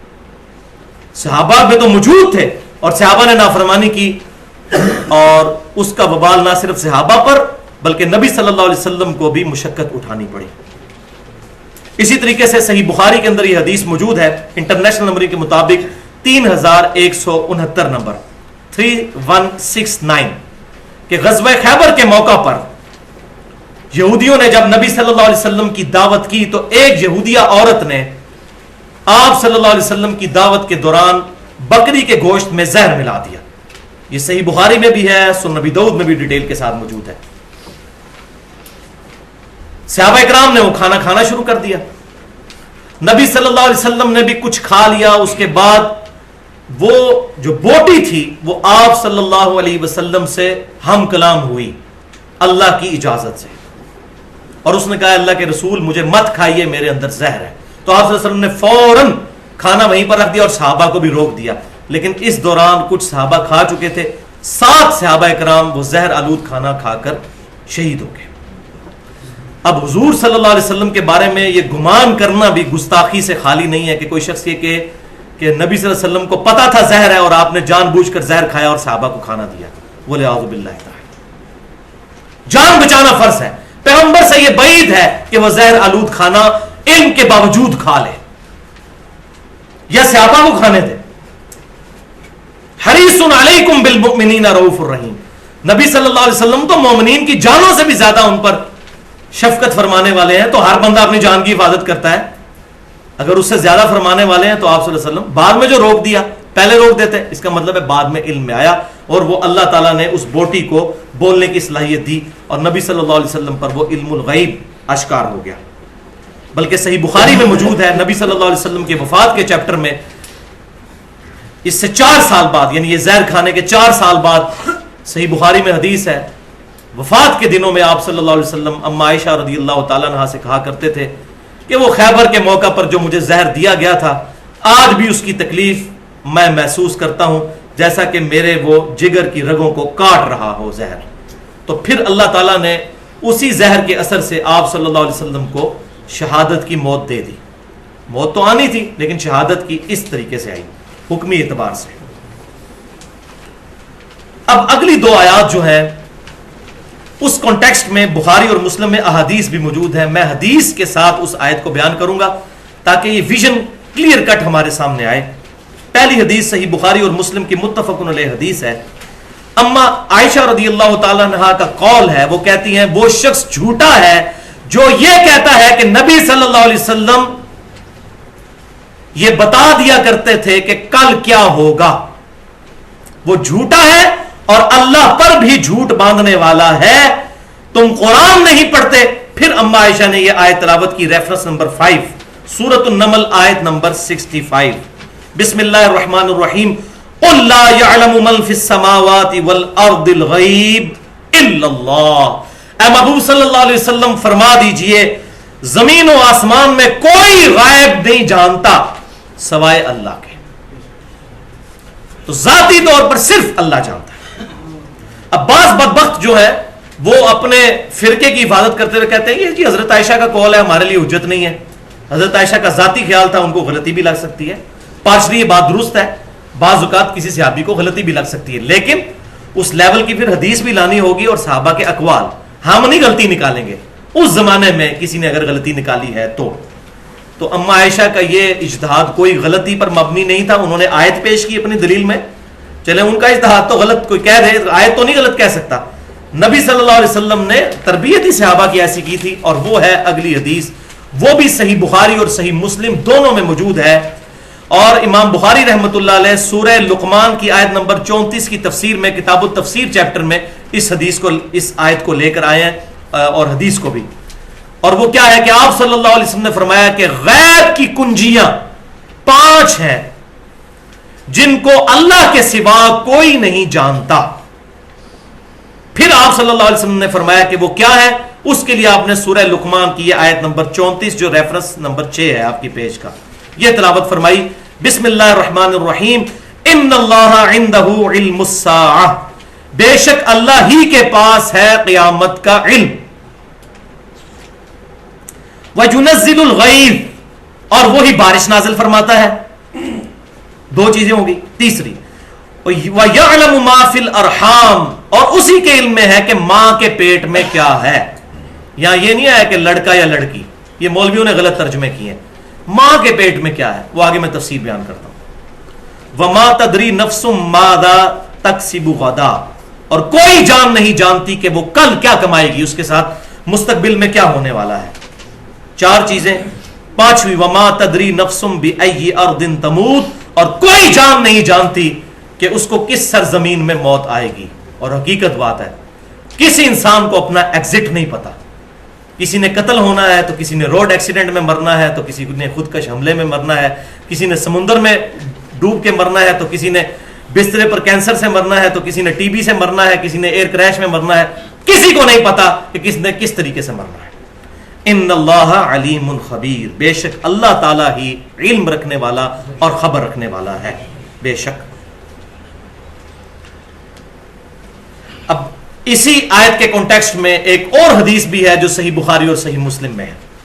بڑی مشہور حدیث, صحیح مسلم کی پہلی حدیث ہی یہی ہے مقدمے کے بعد, حدیث جبرائیل, جس میں جبرائیل علیہ السلام نے انسانی شکل میں آ کر امام کائنات صلی اللہ علیہ وسلم سے کئی سوالات پوچھے. ان میں سے ایک سوال یہ تھا کہ بتائیے قیامت کب آئے گی. صحیح بخاری میں بھی ہے, صحیح مسلم میں بھی ہے. آپ صلی اللہ علیہ وسلم نے فرمایا جس شخص سے سوال کیا جا رہا ہے, یعنی میں, اس شخص سے زیادہ نہیں جانتا جو مجھ سے سوال کر رہا ہے. یعنی اس کے بارے میں ہمارا علم برابر ہے, یعنی مجھے بھی نہیں پتا اور تمہیں بھی نہیں پتا. تو سوال کرنے والے جبرائیل علیہ السلام نے عرض کی کیا اللہ کے رسول پھر آپ قیامت کی نشانیاں بیان فرما دیں, اگر قیامت کا نہیں پتا کہ کب کس سن میں کس صدی میں آئے گی, کوئی نشانیاں. تو وہ آپ صلی اللہ علیہ وسلم کو نشانیاں پتا تھیں. آپ صلی اللہ علیہ وسلم نے فرمایا نشانیاں یہ ہیں کہ کنیزیں اپنے آقاؤں کو جنم دیں گی. مراد کیا کہ جیسے ایک مالک ہوتا ہے, اس کی ایک کنیز ہوتی ہے, اس کی نوکرانی ہوتی ہے, بالکل یہی سٹیٹس ہو جائے گا کہ بیٹے اپنی ماں کے ساتھ یہی سلوک کریں گے. کنیزیں اپنے آقاؤں کو جنم دیں گی, یعنی ہوں گے تو بیٹے لیکن ان کے ساتھ غلاموں والا سلوک کریں گے. اور آج یہ حالت ہمارے سامنے ہے. پھر فرمایا برہنہ بدن ننگے پاؤں والے لوگ حکمران بن جائیں گے. آج ہمیں بھی نظر آ رہا ہے. اور تیسری چیز فرمائی کہ چرواہے, بکریاں چرانے والے لوگ بلند بلند عمارتیں تعمیر کر لیں گے. اور اس وقت دیکھ لیں دنیا کی سب سے بڑی عمارت جو ہے وہ دبئی کے اندر ہے, وہ چرواہے ہیں. سارے عرب کے چرواہے ہیں جنہوں نے یہ سارے کا سارا معاملات کیے ہیں. اور کتنی بڑی بڑی برج العرب بھی اور برج الخلیفہ بھی اور باقی جتنی بلڈنگز ہیں, یہ ساری نشانیاں ہمیں نظر آ رہی ہیں. اور صحیح مسلم اور بخاری میں ایک طرق اس حدیث کا ایسا ہے جس میں الفاظ ہے, جب قیامت کے بارے میں سوال ہوا تو آپ صلی اللہ علیہ وسلم نے فرمایا کیٹیگوریکل ڈینائی کرتے ہوئے کہ بھئی 5 چیزوں کا علم ایسا ہے جو اللہ کے سوا کسی کے پاس نہیں. خمس من الغیب لا یعلمہن الا اللہ, 5 چیزیں ایسی ہیں جن کو اللہ کے سوا کوئی نہیں جانتا. جب اس نے کہا نا قیامت کب آئے گی تو اس کے جواب میں آپ صلی اللہ علیہ وسلم نے جبرائیل کو یہ کہا کہ 5 چیزیں ایسی ہیں. اور پھر ان 5 چیزوں کے لیے آپ صلی اللہ علیہ وسلم نے یہی سورہ لقمان کی آیت نمبر 34 تلاوت فرمائی. ان اللہ عندہ علم الساعہ, بے شک اللہ ہی کے پاس ہے قیامت کا علم. وینزل الغیث, اور وہی بارش نازل فرماتا ہے. وَيَعْلَمُ مَا فِي الْأَرْحَامِ, اور وہی جانتا ہے کہ ماں کے پیٹ میں کیا ہے. وَمَا تَدْرِي نَفْسٌ مَاذَا تَكْسِبُ غَدًا, اور کوئی جان نہیں جانتی کہ کل کیا ہونے والا ہے اس کے ساتھ. اور 5ویں چیز وَمَا تَدْرِي نَفْسٌ بِأَيِّ أَرْضٍ تَمُوتُ, اور کوئی جان نہیں جانتی کہ کس سرزمین میں اس کو موت آئے گی, دنیا سے اس کا ایگزٹ کس طرح ہوگا. لیکن یہ ساری چیزیں اگر اللہ تعالیٰ اپنے پیغمبروں کے ذریعے چاہے تو بیان فرما سکتا ہے. مثلا قرآن پاک میں کئی جگہ آیا, سورہ آل عمران میں آیا, سورہ مریم کے اندر آیا کہ زکریا علیہ السلام کو اللہ تعالیٰ نے ایک بیٹے کی بشارت دے دی تھی, اور ساتھ یہ بھی بتا دیا کہ وہ خوش بخت ہوگا. اور نام بھی اس کا تجویز کر دیا زکریہ، اور کہا پیغمبر بھی ہوگا۔ اب یہ ماں کے پیٹ میں کیا ہے، خوش بخت یا بد بخت، وہ بھی بتا دیا۔ ہاں یحییٰ، زکریا علیہ السلام کا بیٹا یحییٰ۔ تو یحییٰ علیہ السلام کے والد کو اللہ تعالیٰ نے خوشخبری یہ دے دی۔ اسی طریقے سے کل کیا ہوگا، بخاری اور مسلم کی متفق علیہ حدیث ہے، آپ صلی اللہ علیہ وسلم نے فرمایا غزوہ خیبر کے موقع پر کہ کل میں اس شخص کے ہاتھ میں جھنڈا دوں گا جو اللہ اور اس کے رسول سے محبت کرتا ہے، اللہ اور اس کا رسول اس سے محبت کرتے ہیں، اور میں اللہ سے امید کرتا ہوں اللہ تعالیٰ اس کے ہاتھ پر فتح دے گا۔ اور سیدنا علی رضی اللہ تعالیٰ عنہ کے ہاتھوں پر غزوہ خیبر والا معاملہ جو ہے وہ فتح ہوئی۔ اسی طریقے سے صحیح مسلم میں نے شروع میں 2 حدیثیں بتا دی کہ آپ صلی اللہ علیہ وسلم نے بتایا کہ کل ابو جہل کی لاش یہاں پڑی ہوگی، عتبہ کی یہاں ہوگی، اور امیہ ابن خلف کی یہاں پر ہوگی، وہ سرزمین بھی بتا دی۔ لیکن یہ ساری کی ساری چیزیں اللہ کے بتانے سے۔ تو یہ 5 کے 5 علوم۔ اب دیکھیں نبی صلی اللہ علیہ وسلم نے یہ جو پھر کیٹاگوریکل ڈینائی کیا کہ کوئی نہیں جانتا، اس سے یہ بات بتا دی کہ کیپیبلٹی کسی کے پاس نہیں۔ اگر نبی بتاتا بھی ہے تو خود سے جان کر نہیں بتاتا، اللہ کے بتائے سے بتاتا ہے۔ الحمدللہ۔ یہاں پر ایک امپورٹنٹ بات جو میں نے کافی حصہ تو پہلے کور کر دیا، اکثر غیر مسلم سوال کرتے ہیں کہ جی قرآن پاک میں لکھا ہے کہ کوئی نہیں جانتا ماں کے پیٹ میں کیا ہے، تو مولویوں نے ترجمے غلط کر دیا اور بریکٹ میں لکھ دیا کوئی نہیں جانتا کہ لڑکا ہے یا لڑکی۔ یہاں لڑکا اور لڑکی کا ذکر ہی نہیں، ماں کے پیٹ میں کیا ہے اس سے مراد لڑکا اور لڑکی نہیں، وہ ہے کہ خوش بخت ہے یا بد بخت۔ جیسا کہ زکریا علیہ السلام کو ایک خوش بخت بچے یحییٰ علیہ السلام کی بشارت دی گئی، اور یہ تفسیر میں خود سے نہیں کر رہا، یہ قرآن میں تفسیر ہے، سورہ التغابن کی آیت نمبر 2 میں ہے، هو الذی خلقکم فمنکم کافر ومنکم مؤمن، وہی ہے جو تمہیں پیدا کرتا ہے تو تم میں سے کوئی کافر ہوتا ہے اور کوئی مؤمن۔ اب دنیا کا کوئی الٹرا ساؤنڈ یہ نہیں بتا سکتا کہ ماں کے پیٹ میں جو بچہ ہے یہ کافر ہوگا یا مسلمان ہوگا، اس کا معاملات کیا ہونے والے ہیں۔ کافروں کے گھر سے صحابہ کرام پیدا ہوئے اور اللہ تعالیٰ نے ان کو کس درجے تک پہنچا دیا، الحمدللہ۔ اور کئی حضرت نوح علیہ السلام کا بیٹا ایک پیغمبر کے ہاں پیدا ہوا لیکن بدبخت ہو گیا، کافر ہو کر مرا، قرآن پاک میں موجود ہے۔ تو کوئی نہیں جانتا کہ ماں کے پیٹ میں خوش بخت ہے یا بدبخت، یہ ہوگی اس کی اپریپریٹ ٹرانسلیشن اور تفسیر۔ اسی طریقے سے وہ بارش کے بارے میں تو میں نے پہلے ہی بتا دیا کہ وہ تو ہواؤں کی رفتار سے فزیکلی کیلکولیٹ کرتے ہیں۔ اب جو اللہ تعالیٰ فرماتا ہے کہ اللہ ہی بارش نازل فرماتا ہے، اور اس میں امپلائڈ ہے کہ علم، ڈاکٹر ذاکر نائک نے بالکل غلط کہا ہے کہ وہ کہتا ہے کہ اس میں یہ نہیں ذکر کہ اللہ کے علم سے بارش برستی ہے، وہ تو بخاری اور مسلم میں آ گیا، یہ 5 چیزوں کا علم اللہ تعالیٰ کے پاس ہے، وہ قرآن میں نہیں ہے۔ قرآن میں یہ ہے کہ وہی بارش نازل کرتا ہے، یہ اسلوب ہوتا ہے عربی کا کہ وہ کانٹیکسٹ چل رہا ہے کہ علم اس کے پاس ہے، لیکن وہ کہتا ہے چونکہ علم کا لفظ نہیں لہٰذا یہ جو بارشوں کی پیشن گوئی کرتے ہیں وہ علم الغیب میں داخل نہیں ہے، تو یہ بات نہیں ہے، ان کو غلط فہمی ہوئی ہے۔ بخاری اور مسلم میں جب حدیث ہے کہ یہ 5 چیزیں اللہ کے سوا کوئی نہیں جانتا، تو حضور نے ان 5 چیزوں میں ان 5 کو گنا، تو اس کی تفسیر کیا بنے گی کہ کوئی یہ نہیں بتا سکتا کہ آج ہے 30 مارچ 2013، کوئی یہ بتا سکتا ہے کہ 30 مارچ 2050 کو بارش ہوگی یا نہیں ہوگی؟ ہاں جی، کوئی دنیا کا انسٹرومنٹ یہ بھی نہیں بتا سکتا کہ دنیا بھی ہوگی کہ نہیں ہوگی، یہ کوئی نہیں بتا سکتا۔ باقی جو فزیکلی کیلکولیشن ہوتی ہے کہ وہاں سے ہوائیں چل پڑیں، وہ تو ہواؤں کی رفتار سے آپ فزیکل کیلکولیشن کرتے ہیں۔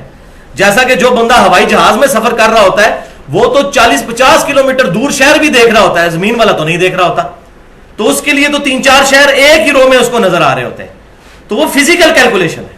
تو یہ جو آیا کہ اس کے علم سے بارش برستی ہے، کوئی یہ نہیں بتا سکتا کہ فلاں تاریخ کو بارش ہوگی یا نہیں ہوگی، اور وہ تاریخ بھی دور کی ہونی چاہیے۔ یہ نہیں کہ ہوائیں چل پڑی ہیں، ہائیسٹ چل پڑی ہے پنڈی سے 3 بجے، تو ظاہر ہے کہ وہ 4:45 تک جیلم پہنچ ہی جائے گی اگر کوئی ایکسیڈنٹ نہیں ہوا، یہ نہیں۔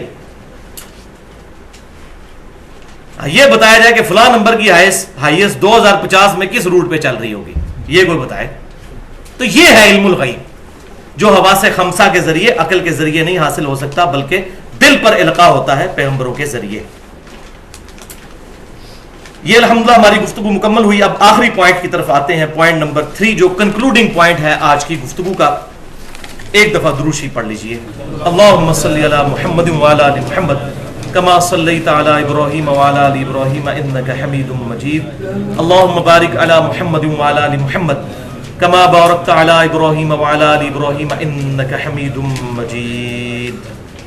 पॉइंट नंबर 3, कुरान हकीम और सही अहादीस जो इस तरफ इशारा करती हैं कि अल्लाह ताला अपने पैगंबरों को अलैहिमुस्सलाम इल्मुल गैब या गैबी खबरें अता फरमा देता है बाज चीजों की, लेकिन लेकिन लेकिन 3 दफा लेकिन ये कैपेबिलिटी या सलाहियत या इस्तिताअत नहीं होती कि खुद से हासिल कर ले कि जी अब इसको ये सलाहियत मिल गई है जब चाहे जो चीज मालूम कर ले, ऐसा नहीं, ये चीज नहीं, बल्कि जब अल्लाह चाहेगा उसमें पैगंबर के इख्तियार को भी दखल नहीं होती। हां दुआ फरमाए अल्लाह ताला आश्कार कर दे, तो यह मामला होता है गैर इरादी। और इसका जिक्र कहां है? कुरान पाक में सूरह आल इमरान आयत नंबर 179, बिस्मिल्लाहिर्रहमानिर्रहीम, पेज पर रेफरेंस नंबर है 7। वमा कान अल्लाहु लियुतलिअकुम अलल गैब, और अल्लाह की यह शान नहीं है कि तुम पर गैब आश्कार कर दे, इतला दे दे। ऐ लोगों, तुम्हें अल्लाह ताला गैब नहीं अता फरमाएगा, यह अल्लाह की शान के खिलाफ है। वलाकिन अल्लाह, लेकिन अल्लाह यज्तबी मिन रुसुलिही मन यशा, चुन लेता है अपने रसूलों में से जिसे चाहता है, उसको यह खबर देता है। फ़आमिनु बिल्लाहि व रुसुली, और तुम्हारा काम क्या है? सहाबा का भी और क़यामत तक आने वाले आखिरी मुसलमान का एक ही स्टेटस है, ईमान लाओ अल्लाह पर, उसके रसूल पर, जितनी खबरें उन पर ईमान लाओ, तस्दीक करो। व इन तुमिनु व तत्तकू, और अगर तुम ईमान लाओगे और तकवा की रविश इख्तियार करोगे, फलकुम अजरुन अज़ीम, तो फिर तुम्हारे लिए अजर अजीम होगा।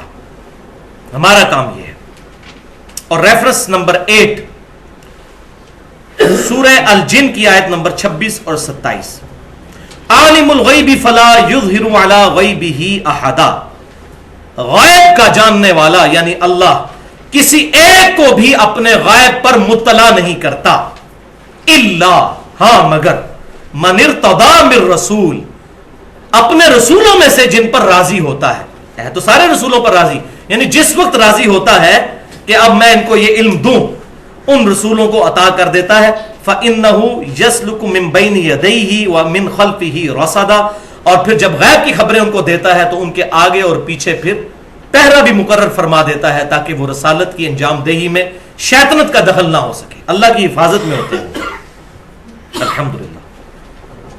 और ये गैबी खबरें अल्लाह ताला जब नबियों को देता है, फिर अंबिया इकराम अलैहिस्सलाम अपने उम्मतों को बताते हैं।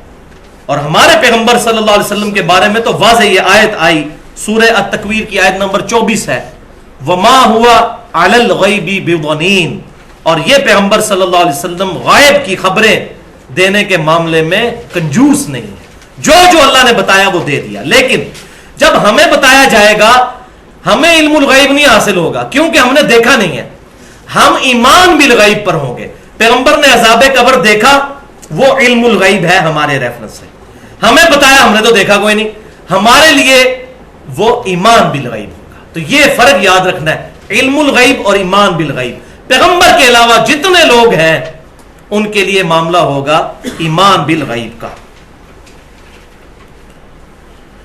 तो नबी सल्लल्लाहु अलैहि वसल्लम को अल्लाह ताला ने जन्नत भी दिखाई, बुखारी और मुस्लिम में कितनी हदीस मौजूद है मेराज के चैप्टर में, दोज़ख भी दिखाई, अज़ाब कब्र भी दिखाया, फरिश्ते भी दिखाए, और अंबिया इकराम अलैहिस्सलाम जो पहले गुजर चुके थे उनसे मुलाकातें भी करवाई शब मेराज। और इवन 2 दफा ऐसा हुआ कि नबी सल्लल्लाहु अलैहि वसल्लम को अल्लाह ताला ने अपना दीदार भी अता फरमाया ख्वाब में। शब मेराज साबित कोई नहीं है, मुलाकात साबित है, वो सही बुखारी में मौजूद है। नमाजें मिली, रोजे और सारी मुलाकात हुई, लेकिन मुलाकात के लिए दीदार शर्त नहीं है, मुलाकात साबित है। और मुलाकात भी बड़ी जबरदस्त मुलाकात हुई, मरफू हदीस है, सही बुखारी में इंटरनेशनल नंबरिंग के मुताबिक 7517 कि नबी सल्लल्लाहु अलैहि वसल्लम फरमाते हैं, फिर मेरे और रब के दरमियान इतना ही फासला रह गया, काबा कौसैनी औ अदना, जैसा कि कमान की 2 जो होती कमान के वो हिस्से, उनके दरमियान फासला होता है या इससे भी कम। ابن مسعود رضی اللہ تعالیٰ عنہ کا جو بخاری میں قول ہے کہ اس سے مراد جبرائیل ہیں، وہ قول شاذ ہے، کیونکہ جب مرفوع حدیث مل جائے تو پھر صحابی کا قول شاذ ہو جاتا ہے۔ یہاں یہ مرفوع حدیث ہے صحیح بخاری میں 7517 کہ میرے اور میرے رب کے درمیان اتنا فاصلہ رہ گیا، لیکن دیدار کا ذکر موجود نہیں ہے۔ دیدار ہوا ہے خواب میں، اور وہ صحیح حدیث جامعہ ترمذی میں انٹرنیشنل نمبر کے مطابق 3235 ہے، اور امام ترمذی نے ساتھ لکھا ہے کہ میں نے اپنے استاد امام محمد بن اسماعیل بخاری یعنی امام بخاری سے جب اس حدیث کے بارے میں پوچھا تو انہوں نے فرمایا یہ حدیث صحیح ہے، اگرچہ صحیح بخاری میں موجود نہیں ہے، ترمذی میں ہے، امام ترمذی نے بھی صحیح کہا، امام بخاری نے بھی اس حدیث کو صحیح کہا، اور وہ خود سند بیان کر دی، امام ترمذی نے خود امام بخاری سے پوچھا، اور دور حاضر میں شیخ البانی رحمہ اللہ انہوں نے بھی صحیح کہا، اور ہمارے پاکستان میں شیخ زبیر علی زئی صاحب انہوں نے بھی اس حدیث کو مشکات المصابیح میں حکم لگاتے وقت صحیح کہا۔ مشکات المصابیح میں اس کا انٹرنیشنل نمبر ہے 748 کہ آپ صلی اللہ علیہ وسلم نے خواب میں فرماتے ہیں میں نے اپنے رب کو بڑی اچھی صورت میں دیکھا، اور انبیاء کے خواب بھی وہی الہی ہوتے ہیں۔ قرآن پاک میں آتا ہے ابراہیم علیہ السلام کو اللہ تعالیٰ نے خواب کے ذریعے یہ تعلیم دی تھی کہ اپنے بیٹے کو ذبح کرے، یوسف علیہ السلام کو بھی خواب آیا۔ انبیاء کے خواب ڈیفینیٹ وہی ہوتے ہیں۔ صحیح مسلم میں کتاب الایمان میں اوپر تلے 2 حدیثیں موجود ہیں۔ ابن عباس کا قول ہے کہ نبی صلی اللہ علیہ وسلم نے دل کی آنکھوں سے 2 دفعہ اپنے رب کو دیکھا، اور وہ اسی کانٹیکسٹ میں، لہذا صحیح مسلم میں بھی موجود ہے، خالی ترمذی میں نہیں، صحیح مسلم میں بھی۔ تو یہ بھی میں نے یہاں پر الحمدللہ ایک مسئلہ جو بڑا کنٹروورشل بنا ہوا ہے، اور بریلوی اپنی طرف کھینچ رہے ہوتے ہیں اور اہل حدیث اور دیوبندی اپنی طرف کھینچ رہے ہوتے ہیں، شیعہ اپنا موقف، تو بیسیکلی سارے ہی کچھ نہ کچھ صحیح اور کچھ نہ کچھ غلط کہہ رہے ہوتے ہیں۔ اصل بات وہ ہے جو میں نے بیان کر دی، یہ ہے حق بات، اور یہ حدیثیں یہ چھپاتے ہیں۔ میں نے ایک پاکستان کے بہت بڑے عالم کو کہا کہ 7517 نمبر حدیث اپنے رسالے میں چھاپیں گے آپ، قاب قوسین او ادنیٰ، یہ نبی صلی اللہ علیہ وسلم کے بارے میں۔ ابن مسعود کا قول تو آپ لوگوں نے جگہ جگہ چھاپا ہوا ہے کہ اس سے مراد جبرائیل علیہ السلام ہے، نبی صلی اللہ علیہ وسلم خود کہہ رہے ہیں اس سے مراد میں اور میرا رب ہے، تو کہنے لگے بات ٹھیک ہے لیکن نہیں چھاپ نہیں سکتے، چھاپیں گے تو سارے مولوی مگر پہ جائیں گے جناب بریلوی تو پھر صحیح نکلے۔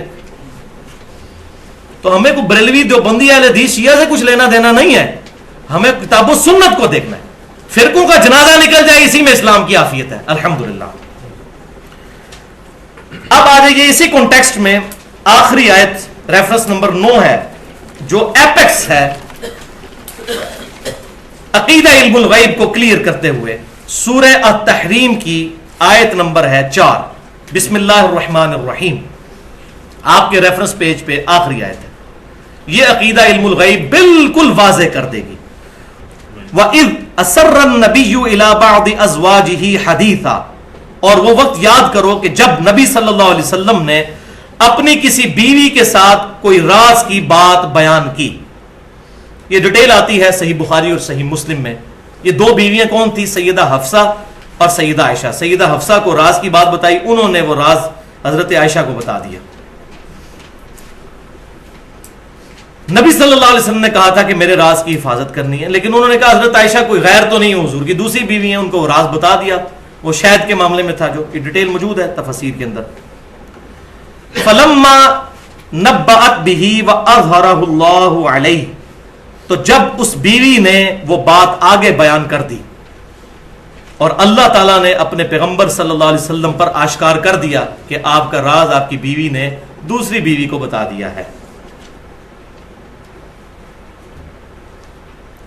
عرف بعضه واعرض عن بعض، تو نبی صلی اللہ علیہ وسلم نے اپنی اس بیوی یعنی سیدہ حفصہ سے اس چیز کا بیان کیا کہ تم نے میری یہ بات لیک کر دی، لیکن کچھ چیز بتا دی، واعرض عن بعض، اور کچھ چیز سے اعراض کر لیا، مکمل طور پر نہیں بتایا کہ تم نے کون کون سی باتیں میری لیک کی، ایک بات بتائی۔ اور یہی ایک اچھے استاد کا طریقہ ہوتا ہے کہ کسی بھی اسٹوڈنٹ کو اس درجے تک نہ پہنچا دیا جائے کہ اس میں ضد پیدا ہو جائے، تھوڑی سی بات بتا دی کہ تم نے یہ بات لیک کی، باقی بات نہیں بتائی کہ تم نے یہ ساری باتیں بتا دی، ایک بات کا ذکر کیا۔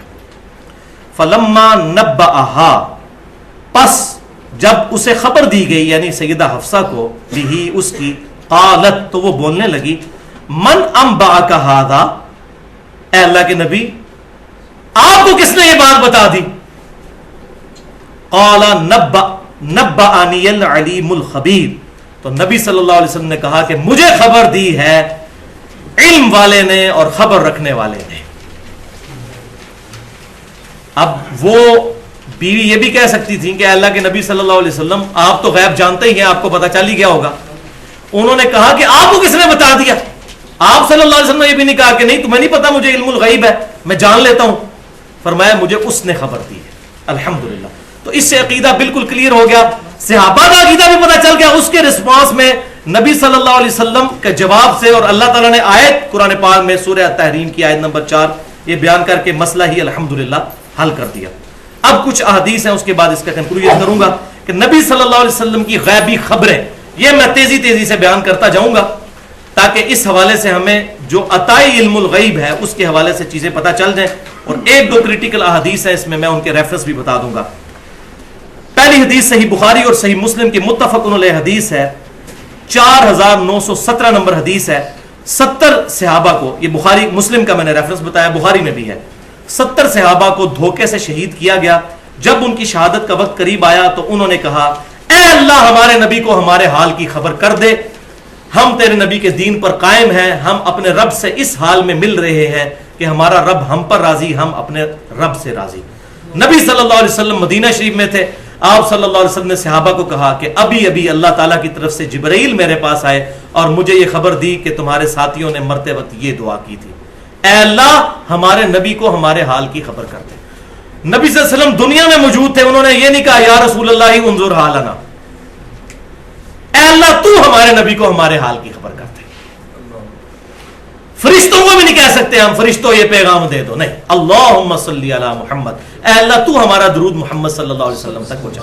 فرشتوں کو پکارنا یا کسی انسان کو پکارنا یا اللہ کے علاوہ کسی بھی اور ہستی کو غائب میں مدد کے لیے پکارنا, یہ خالصتاً شرک ہے قرآن کی روح سے. اور اس میں میرا پورا ریسرچ پیپر ہے, مسئلہ نمبر 3 کے نام سے دعا صرف اللہ ہی سے, لیکچر بھی موجود ہے, اور ریسرچ پیپر نمبر 3 ہے دعا صرف اللہ ہی سے. اس سے عقیدہ کلیئر ہو گیا کہ صحابہ کرام علیہم رضوان اپنی خبریں اللہ کے ذریعے پہنچایا کرتے تھے, اور استانت کا مسئلہ بھی اس میں کلیئر ہو گیا. دوسری حدیث صحیح بخاری اور صحیح مسلم کی متفق علیہ حدیث ہے. غزوہ تبوک کے موقع پر, یہ ڈیٹیل حدیث ہے, 3 صحابہ تھے جو پیچھے رہ گئے, جن میں کعب بن مالک رضی اللہ تعالیٰ عنہ بھی تھے. سورہ توبہ میں بھی ان کی توبہ کا ذکر موجود ہے, انہی کی وجہ سے سورہ توبہ کہا گیا اسے. تو بخاری کا جو ترک ہے 4418 نمبر غزوہ تبوک کے چیپٹر میں, اس میں وہ صحابی کہتے ہیں میں پیچھے رہ گیا اور منافقین آ کر بہانہ کر رہے تھے, کوئی کہہ رہا تھا میری بیوی بیمار تھی, مجھے وہ مسئلہ تھا, میں اس لیے قتال میں شامل نہیں ہوا. تو وہ صحابی کہتے ہیں کعب بن مالک کے اتنا رش تھا حضور کے پاس کہ اس وقت کوئی بھی شخص حضور سے جھوٹ بول دیتا تو آپ صلی اللہ علیہ وسلم کو پتہ نہیں چلتا تھا کہ یہ واقعی قتال میں شامل تھا یا نہیں, کیونکہ 30,000 کا لشکر آپ لے کے گئے تھے, 30,000 بندے سامنے یاد رکھنا تو بڑا مشکل کام ہے. اور ساتھ وہ صحابی کہتے ہیں نبی صلی اللہ علیہ وسلم کو پتہ نہیں چلتا تھا الا یہ کہ اللہ تعالیٰ وحی کے ذریعے بتا دے کہ یہ بندہ نہیں گیا تھا, ورنہ کوئی شخص یہ کہتا تھا کہ میں قتال میں نہیں اس مجبوری کی وجہ سے جا سکا یا کوئی ایسی بات, تو نبی صلی اللہ علیہ وسلم اس کا عذر قبول کر لیتے تھے الا یہ کہ اللہ وحی کے ذریعے بتا دے. تو کہتے ہیں میں نے بھی ارادہ کیا کہ میں جھوٹ بولوں, لیکن پھر آگے الفاظ کیا کہتے ہیں کہ میں نے یہ سوچا میں نبی صلی اللہ علیہ وسلم کو تو جھوٹ بول کر راضی کر لوں گا, لیکن بعد میں اللہ تو آپ کو بتا ہی دے گا. اب دیکھ لیں صحابی کا عقیدہ کیا ہے, انہوں نے یہ نہیں کہا کہ حضور کو پتہ چل ہی جائے گا, کہا اللہ تو بتا ہی دے گا. تو یہ دونوں جملے ان کے الحمدللہ عقیدہ علم الغیب عطائی کو کلیئر کرتے ہیں. تیسری حدیث صحیح بخاری اور مسلم کی متفق علیہ حدیث ہے. نبی صلی اللہ علیہ وسلم نے فرمایا میں بھی ایک انسان ہوں, جس طرح سنتا ہوں فیصلہ کر دیتا ہوں. تم میں سے بعض لوگ چرب زبان ہوتے ہیں اور اپنے دلائل بڑے مضبوطی کے ساتھ میرے سامنے رکھتے ہیں. ہو سکتا ہے کہ میں ان کے دلائل کی مضبوطی کی وجہ سے ان کے حق میں فیصلہ دے دوں, لیکن میں بھی ایک انسان ہوں. اگر وہ مجھ سے غلط فیصلہ لے کر جا رہا ہے تو اپنے گھر آگ کا ٹکڑا لے کر جا رہا ہے. یعنی وہ مجھے تو دھوکہ دے رہا ہے لیکن اپنے ساتھ کیا کر رہا ہے. تو اب یہ کوئی نہیں کہہ سکتا کہ حضور کو اندروں پتا ہوتا سی, نہیں, نبی کی شان, نبی سلیم الفطرت ہوتا ہے, نبی کی شان سے یہ بعید ہے کہ ان کو اندر خبر ہو اور وہ اس کے مخالفت میں فیصلہ کرتے ہیں, کیونکہ یہ تو پھر دل کے ساتھ جنگ شروع ہو جاتی ہے. آپ کو بھی ایون پتا ہو کہ یہ بندہ مجرم ہے اور دوسرا بے گناہ ہے, آپ بے گناہ کو سزا دے ہی نہیں سکتے, اور پیغمبر تو سلیم الفطرت ہوتا ہے, اندر سے بھی نہیں. آپ نے فرمایا میں ایک انسان ہوں جو سنتا ہوں اس کے اعتبار سے ججمنٹ کر دیتا ہوں. چوتھی حدیث صحیح بخاری اور صحیح مسلم کی متفق علیہ حدیث ہے. بخاری میں 3886 اور مسلم میں 428. واقعہ معراج کے کانٹیکسٹ میں نبی صلی اللہ علیہ وسلم کہتے ہیں جب میں راتوں رات ظاہر معراج کا سفر کر کے آیا تو کافروں نے مجھے جھٹلانا شروع کر دیا اور انہوں نے عجیب و غریب سوال شروع کر دیے. اچھا آپ گئے تھے 1.5-2 مہینے کی مسافت پہ ہے بیت المقدس خانہ کعبہ شریف سے, آپ رات کو وہاں گئے تھے. نبی صلی اللہ علیہ وسلم نے کہا میں گیا تھا, مجھے اللہ لے گیا. ان کا راتوں رات کیسے آ سکتا ہے بندہ واپس آسمانوں سے ہو کے؟ 2 مہینے کا تو سفر صرف زمین ہی ہے. اچھا بتائیں بیت المقدس کے کتنے دروازے ہیں؟ اب جو بندہ ایک دفعہ ہی گیا ہے وہ دروازے تو نہیں گنے, اس کی سیڑھیاں کتنی ہیں, اس کی دیواروں کا کلر کیا ہے. اب یہ نیچے سیڑھیاں ہیں, میں 3 سال سے چڑھ رہا ہوں, اگر آپ مجھے پوچھ رہے ہیں کتنی سیڑھی ہیں تو میں آپ میں سے کوئی بھی نہیں بتا سکتا. تو نبی صلی اللہ علیہ وسلم سے اب یہ انہوں نے چھیڑخانی شروع کر دی. تو آپ صلی اللہ علیہ وسلم کہتے ہیں, مسلم شریف کے الفاظ ہیں 430 نمبر حدیث میں ایک یہ بھی لفظ ہے کہ میں نے شب معراج انبیاء کی امامت کروائی. یہ مسلم شریف میں 430, اسی سے ہم آپ صلی اللہ علیہ وسلم کو امام الانبیاء کہتے ہیں. اور ساتھ یہ کہ میں اتنا غمگین ہوا کہ اعلان نبوت کے بعد کسی بات سے اتنا غمناک نہیں ہوا تھا کہ اب کافر میرا مذاق اڑائیں گے جب میں ان کے سوالوں کے جواب نہیں دے سکوں گا. بس جب یہ مجھ پر حالت ہوئی تو بخاری اور مسلم کے الفاظ ہیں کہ میں حتیم میں کھڑا ہو گیا اور اللہ تعالیٰ نے بیت المقدس کو اٹھا کے میرے سامنے نظروں کے کر دیا. وہ جو مجھ سے پوچھتے جاتے تھے میں دیکھ دیکھ کر بتاتا چلا جاتا تھا. اگر خود غیب جان لیتے ہوتے تو بتا دیتے, اللہ نے ظاہر کر دیا, سامنے آ گیا. اور فرماتے ہیں میں اتنا غمگین ہوا کہ میں کیسے بتاؤں گا. اور یہاں یہ کہہ رہے ہیں شیخ عبد القادر جانی یہاں بیٹھے بتا دیتے ہیں فلاں چیز ہو جاتی ہے, ساڑھے بزرگ فلاں جگہ دیکھ کے بتا دیتے ہیں یہ ہو جاتا ہے. تو میں ان کو پھر کہتا ہوں, میں آپ کے بزرگوں کو اپنا میکینیکل انجینئرنگ کا ایک فارمولہ لکھ کے دیتا ہوں, وہ صفحے پر لکھا ہوا پڑھ کے بتا دیں آپ کے بزرگ یہ لکھا کیا ہوا ہے, جس میں لیٹن لینگویج کے الفاظ بھی موجود ہوں گے, انگلش کے الفاظ بھی موجود ہوں گے, سائی کا سگما کا سمبل, تھیٹا کا سنگل سمبل, اس طرح کے کئی سمبل ہیں جس کو وہ پروناؤنس بھی نہیں کر. ان کا دعویٰ ہے نا کہ ہمارے پاس علم لدنی ہے, تو پڑھ کے بتائیں. علم لدنی پہ بھی میں نے 1.5 گھنٹے کی تقریباً گفتگو کی ہے, مسئلہ نمبر 55A کے نام سے. اور کشف اور خواب, یہ انشاءاللہ اگلی دفعہ میں یہ سارے معاملات کو ڈیٹیل کے ساتھ ڈسکس کروں گا. اسی کانٹیکسٹ میں ایک اور حدیث بھی ہے صحیح مسلم میں 7258 کہ نبی صلی اللہ علیہ وسلم کہتے ہیں کہ اللہ تعالیٰ نے میرے لیے ساری زمین سمیٹ دی اور میں نے مشرق و مغرب کو دیکھ لیا جہاں تک میری امت کی حکومت پہنچنی تھی, اور اللہ نے مجھے 2 خزانے عطا فرمائے. وہ خزانے کیا تھے کہ پہلے رومن امپائر گرنی تھی اور پھر اس کے بعد ایرانین امپائر گرنی تھی. دونوں سپر پاورز جو ہیں وہ مسلمانوں کے ہاتھوں فتح ہونی تھی, اور ان کے سارے خزانے کیسر و کسرا کے سیدنا عمر کے دور میں صحابہ اکرام تک پہنچے. آپ صلی اللہ علیہ وسلم کو یہ ساری چیزیں مشرق و مغرب اللہ تعالیٰ نے دکھا دیا. لیکن یہ آپ صلی اللہ علیہ وسلم کے بارے میں خاص. 5ویں حدیث صحیح بخاری اور مسلم کی کرٹیکل ترین حدیث ہے. یہ اکثر لوگ پیش کرتے ہیں, خصوصاً ہمارے بریلوی مکتبہ فکر کے لوگ, لیکن حدیث آدھی بیان کرتے ہیں اور مطلب اپنی مرضی سے نکالتے ہیں.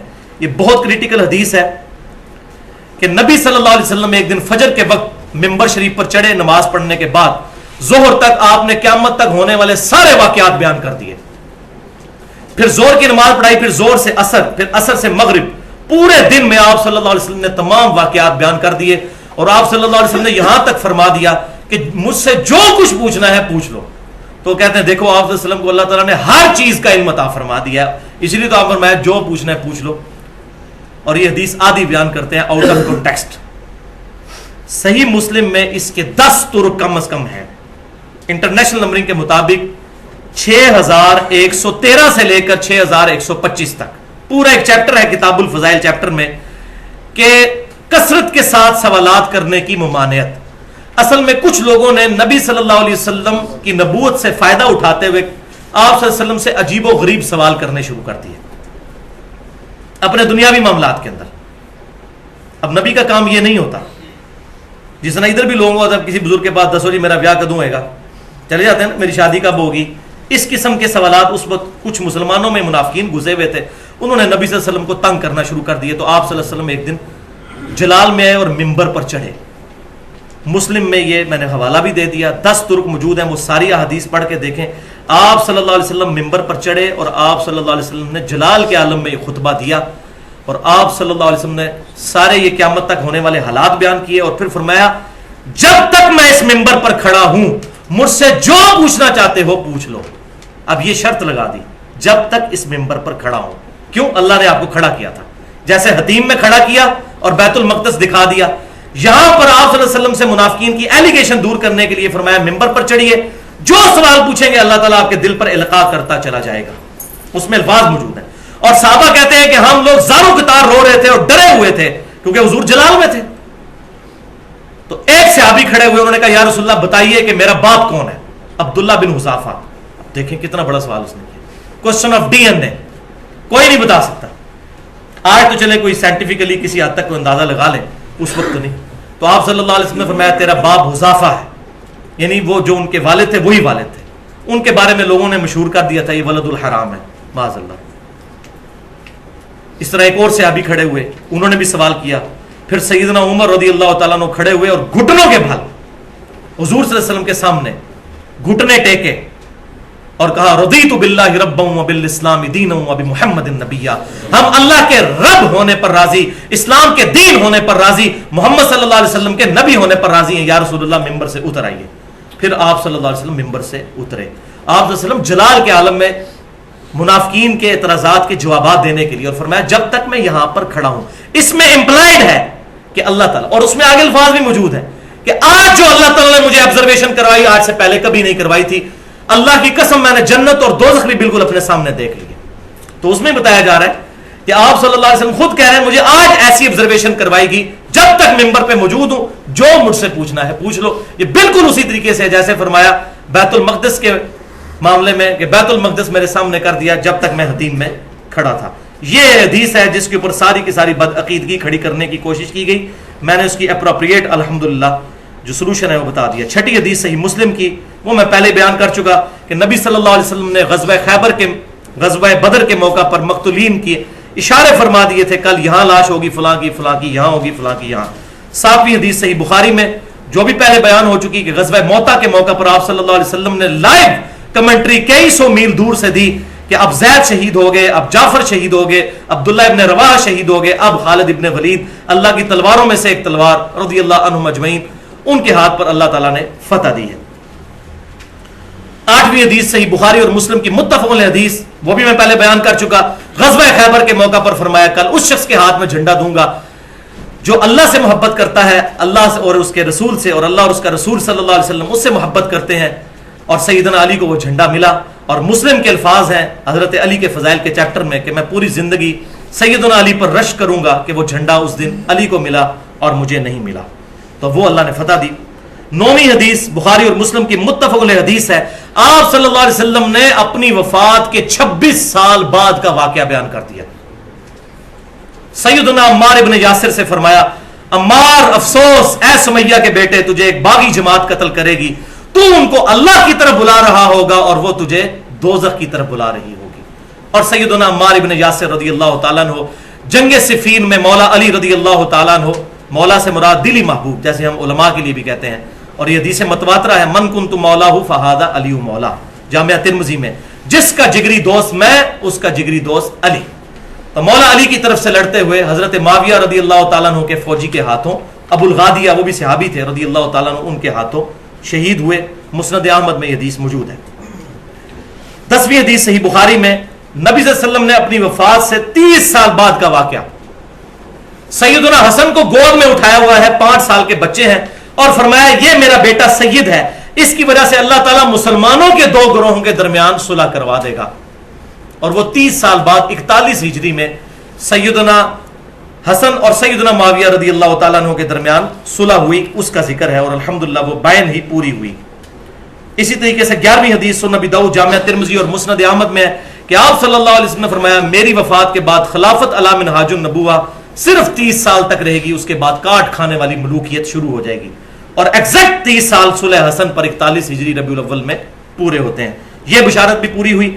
پھر اپنی وفات سے 50 سال بعد مسند احمد میں صحیح سند کے ساتھ یہ 12ویں حدیث کہ آپ صلی اللہ علیہ وسلم نے حضرت حسین کو اٹھایا ہوا ہے, اور حضرت جبرائیل علیہ السلام نے آ کر بتایا کہ آپ کی امت اس کو فرات کے کنارے پیاسا شہید کر دے گی. اور آپ صلی اللہ علیہ وسلم نے امت کو خبر دی اپنی وفات کے 50 سال بعد 61 ہجری میں ہونے والے واقعے پر.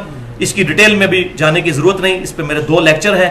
مسئلہ نمبر 61 کے نام سے حسینیت اور یزیدیت کا تحقیقی جائزہ, 2 گھنٹے اور 22 منٹ کی گفتگو, اور مسئلہ نمبر 55B کے نام سے 2 گھنٹے اور 48 منٹ کی گفتگو ہے، حدیث قرطاس اور وصی رسول کون ہے، اہل سنت پاک.com پر۔ اب جناب 10 سے 12 منٹ کی گفتگو رہ گئی ہے، لیکن یہ ہے کنکلوژن آج کی پوری گفتگو کا انشاءاللہ، 12 منٹ سے زیادہ نہیں ہوں گے۔ ایک دفعہ دروشی پڑھ لیجئے، اللہم صلی علی محمد وعلی آل محمد کما صلیت علی ابراہیم وعلی آل ابراہیم انک حمید مجید، اللہم بارک علی محمد وعلی آل محمد کما بارکت علی ابراہیم وعلی آل ابراہیم انک حمید مجید۔ تو آج کی گفتگو کا کنکلوژن یہ ہے کہ علم الغیب صرف اللہ جانتا ہے، اور اللہ جب چاہتا ہے نمبر 1، نمبر 2 جو چاہتا ہے، نمبر 3 جتنا چاہتا ہے، اپنے پیغمبروں کو علم الغیب عطا فرما دیتا ہے، صرف پیغمبروں کو علیہ السلام۔ اب اللہ اور انبیاء کرام علیہ السلام کے جو علم الغیب ہے اس کا سٹیٹس کیا ہے، وہ 3 فرق یاد رکھیے، یہ ٹیکنیکل گفتگو ہے۔ 3 فرق۔ پہلا فرق، اللہ کا علم ذاتی ہے، جبکہ نبی صلی اللہ علیہ وسلم کا علم عطائی ہے، اللہ کے بتانے پر ہے، خود سے نہیں ہے۔ نمبر 2، اللہ کا علم لامحدود ہے، جبکہ نبی صلی اللہ علیہ وسلم کا علم محدود ہے، جتنا اللہ نے بتایا اتنا پتا ہے، جیسا کہ قیامت کا علم نہیں بتایا اور آپ صلی اللہ علیہ وسلم نے خود کہہ دیا کہ میرے پاس علم نہیں ہے۔ باقی ہر چیز کے بارے میں نہیں کہنا چاہیے کہ نبی کو یہ نہیں پتا تھا، یہ نہیں پتا تھا، جو واضح ہو جائے اس کے بارے میں آپ وثوق سے کہہ سکتے ہیں۔ تیسرا فرق کہ اللہ کا علم قدیم ہے اور نبی صلی اللہ علیہ وسلم کا علم حادث ہے۔ یہ علم الکلام کی ٹرمز ہیں، علم الکلام کو سمجھنا ہے تو اپنی نوعیت کی منفرد گفتگو میں نے 50 منٹ کی ہے، مسئلہ نمبر 41 کے نام سے، نور من نور اللہ وحدت الوجود اور علم الکلام۔ وہ اہل سنت پاک.com پہ سنی جا سکتی ہے اور دیکھی جا سکتی ہے علم الکلام کے حوالے سے۔ قدیم کا مطلب یہ ہے کہ اللہ کا علم ہمیشہ سے ہے، اور حادث وہ چیز ہوتی ہے جو ہمیشہ سے نہ ہو بلکہ وجود میں آئی ہو۔ تو نبی صلی اللہ علیہ وسلم کا علم ہمیشہ سے نہیں تھا، جب سے اللہ نے بتایا تب سے ہے، ہمیشہ سے نہیں۔ اس کے بارے میں قرآن پاک میں درجنوں آیات موجود ہیں کہ نبی صلی اللہ علیہ وسلم کو اللہ تبارک و تعالیٰ نے یہ علم عطا فرمایا، اور اس علم سے پہلے نبی صلی اللہ علیہ وسلم کے علم میں یہ چیزیں نہیں تھیں قرآن کے نزول سے پہلے۔ اور اس کا ایپیکس قرآن پاک کی یہ سیکنڈ لاسٹ آیت ہے سورہ الشورى کی، میں یہیں پر تلاوت کر دوں، اس سے یہ عقیدہ بالکل واضح ہو جائے گا۔ یہ سب سے سخت آیت ہے، ویسے تو آیات بہت ہیں لیکن یہ آیت بہت واضح ہے۔ بسم اللہ الرحمن الرحیم، وَكَذَلِكَ أَوْحَيْنَا إِلَيْكَ رُوحًا مِّنْ أَمْرِنَا، سورہ الشورى آیت نمبر 52۔ اے محبوب صلی اللہ علیہ وسلم، بالکل اس طریقے سے جس طرح میں نے پہلے پیغمبروں کی طرف وحی بھیجی، آپ کی طرف بھی میں نے اپنی طرف سے وحی بھیجی۔ ما كنت تدری ما الکتاب ولا الایمان، اس قرآن کے نزول سے پہلے نہ تو آپ یہ جانتے تھے کہ کتاب کیا ہے اور نہ ایمان کی تفصیلات آپ جانتے تھے۔ بیسک ایمان تو ہے، پوٹینشلی تو ہر نبی پیدائشی طور پر ایمان والا ہی ہوتا ہے اعلان نبوت سے پہلے، لیکن اس کی ڈیٹیلز نہیں اس کتاب سے پہلے۔ ما كنت تدری ما الکتاب ولا الایمان، اس کتاب کے آنے سے پہلے آپ نہ تو کتاب کا علم جانتے تھے نہ ایمان۔ وَلَكِنْ جَعَلْنَاهُ نُورًا نَهْدِي بِهِ مَن نَّشَاءُ مِنْ عِبَادِنَا، بلکہ اللہ تعالیٰ اپنے بندوں میں سے جس کو چاہتا ہے اس کے لیے وحی کے ذریعے یہ علم آشکار کر دیتا ہے، جیسا کہ آپ صلی اللہ علیہ وسلم کی طرف کیا۔ وَإِنَّكَ لَتَهْدِي إِلَىٰ صِرَاطٍ مُسْتَقِيمٍ، اور اب بے شک آپ بھی لوگوں کو ہدایت کے راستے کی طرف، صراط مستقیم کی طرف رہنمائی کرتے ہیں۔ الحمدللہ۔ تو آپ صلی اللہ علیہ وسلم کو بھی اس کتاب سے اللہ تبارک و تعالیٰ نے کامل ہدایت تک پہنچایا۔ جبلی بیسک ہدایت تو پیغمبر کو ہوتی ہے، لیکن اس کتاب کے ذریعے آپ صلی اللہ علیہ وسلم کا علم اور یہ تمام کی چیزیں بتدریج جو ہیں وہ کھل کر سامنے آئی۔ الحمدللہ۔ اب اگلی دفعہ جو گفتگو ڈسکس ہونی ہے اس کے کانٹیکسٹ میں میں بس آخر میں ایک حدیث بیان کر دوں۔ یہ حدیث ہے صحیح بخاری میں، اور یقین کریں میں حدیث بیان کرتے ہوئے ڈر رہا ہوں، بالکل عقیدہ کلیئر کرنے والی۔ صحیح بخاری 7018 نمبر حدیث، کتاب التعبیر چیپٹر میں، خوابوں کی تعبیر والے چیپٹر میں۔ ڈیٹیل تو انشاءاللہ خوابوں اور کشف کی اگلی دفعہ ہوگی۔ اور یہ کتاب الشہادات چیپٹر میں بھی صحیح بخاری میں موجود ہے، 7018 نمبر ہے کتاب التعبیر کا طرق صحیح بخاری میں جو میں بیان کر رہا ہوں. ام الاعلیٰ رضی اللہ تعالیٰ عنہ کہتی ہیں کہ عثمان بن مظعون رضی اللہ تعالیٰ عنہ ایک بوڑھے صحابی تھے،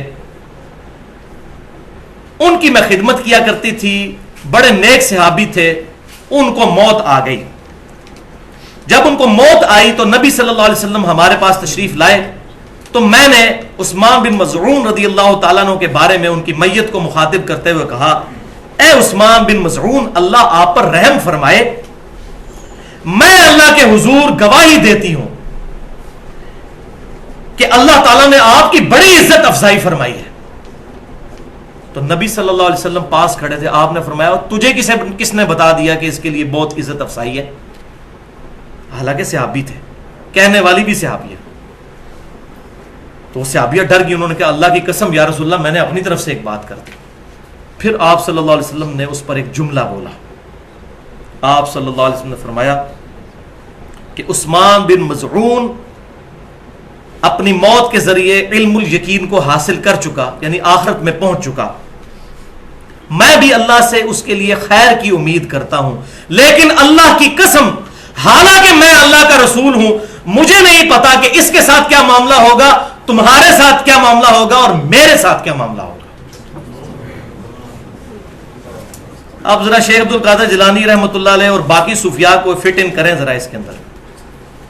وہ کہتے ہیں جی وہ کھڑے ہو جائیں گے، جی معین الدین چشتی صاحب کھڑے ہوں گے جنت کے دروازے پر اور پکڑ پڑ کے مریدوں کو اندر کر رہے ہوں گے. ادھر صحابی کے بارے میں، اب اس کے بعد ام الاعلیٰ کا عقیدہ، اور آج کے بعد ہم بھی اپنا عقیدہ صحیح کر لیں اور ان بدبختوں کو بتائیں جن کے عقیدوں میں خرابیاں آ چکی ہیں. اس کے بعد ام الاعلیٰ کہتی ہیں اللہ کی قسم میں نے اس دن نیت کی میں آج کے بعد کسی کے مرنے پر کوئی پازیٹیو اس طرح کے کمنٹس نہیں کروں گی کہ بڑا نیک آدمی تھا، اللہ کو پتا. اسی لیے میں کہتا ہوں داڑھیوں اور پگڑیوں اور شکلوں سے دھوکہ نہ کھائیں. اتنے بڑے بڑے بدماش ہیں جو اپنی شکلوں کے ساتھ دھوکہ دے رہے ہیں لوگوں کو. کتاب و سنت کو حق مانیں. میری بات بھی اتھارٹی نہیں ہے، میں ہر چیز ریفرنس سے بیان کر رہا ہوں. میں تو زیرو ریفرنس الحمدللہ کتاب و سنت کا اس کے بہاف پہ ہم کانفیڈنٹ ہو کے کہتے ہیں ہاں یہ حق ہے. وہ اپنے آپ کو حق نہیں کہہ رہے ہوتے، کتاب کو حق کہہ رہے ہوتے ہیں، سنت کو حق کہہ رہے ہیں. وہ تو ہمارے امام کا تقاضا ہے. اس میں اگر ہم ڈاؤٹ فل ہوں گے پتہ نہیں ہے کہ نہیں ہے تو خود ہی بے ایمان ہو جائے. ام الاعلیٰ کہتی ہے میں بڑی غمناک ہوئی تو پھر میں نے خواب دیکھی اور مجھے خواب میں جنت میں ایک چشمہ دکھایا گیا اور بتایا گیا کہ یہ عثمان کا چشمہ ہے، عثمان بن مظعون رضی اللہ تعالیٰ عنہ. ایک وہ ہے جو خلیفہ راشد ہے عثمان بن عفان، یہ وہ نہیں ہے. تو میں نے نبی صلی اللہ علیہ وسلم سے اس خواب کا ذکر کیا تو آپ صلی اللہ علیہ وسلم بھی خوش ہوئے اور آپ نے فرمایا یہ عثمان کا عمل ہے. یعنی آپ صلی اللہ علیہ وسلم نے تصدیق فرما دی کہ ہاں اب یہ خواب کے ذریعے جو تجھے خبر دی گئی ہے یہ حق ہے. تو یہی یاد رکھیں، بخاری اور مسلم کی متفق علیہ حدیث ہے کہ میری وفات کے بعد نبوت کی خبروں میں سے صرف مبشرات باقی ہیں. صحابہ نے پوچھا یہ مبشرات کیا ہیں؟ تو فرمایا خواب. اور صحیح مسلم کی حدیث ہے کہ خواب یا شیطان کی طرف سے ہوگا یا اللہ کی طرف سے. یہ نہیں ہے کہ جس کو جو خواب آیا وہ صحیح ہوگا، وہ واقعہ ہونے کے بعد. لہذا کشف، الہام اور اس طرح کی کوئی چیزیں اس امت میں نہیں ہے. خواب ایک ذریعہ ہے اور وہ بھی جب واقعہ ہو جائے گا. تو یہ نہیں ہے کہ بریلوی دیوبندیوں کے خوابوں کو نہیں مانتے، دیوبندی بریلویوں کو نہیں مانتے، یہ دونوں اہل حدیثوں کے خوابوں کو نہیں مانتے، اہل حدیث ان کے خوابوں کو، اہل تشیع سارے اہل سنت کے خوابوں کو ریجیکٹ کرتے ہیں. یہ خواب نہیں. وہ میں اگلی دفعہ بتاؤں گا کہ اس کا اپروپریٹ عقیدہ کیا ہونا چاہیے. اللہ تعالیٰ سے دعا ہے جو حق بات میں نے کہی اللہ تعالیٰ ہمارے دلوں میں راسخ فرمائے. اگر جذبات میں میرے منہ سے کوئی غلط بات نکل گئی تو اللہ تعالیٰ ہمارے دلوں سے معاف کر دے. ہمیں کتاب و سنت کی تعلیمات پر عمل کر کے دوسرے بھائیوں تک پہنچانے کی توفیق عطا فرمائے. سبحانک اللہم و بحمدک اشہد ان لا الہ الا انت استغفرک و اتوب الیک وما علینا الا البلاغ المبین.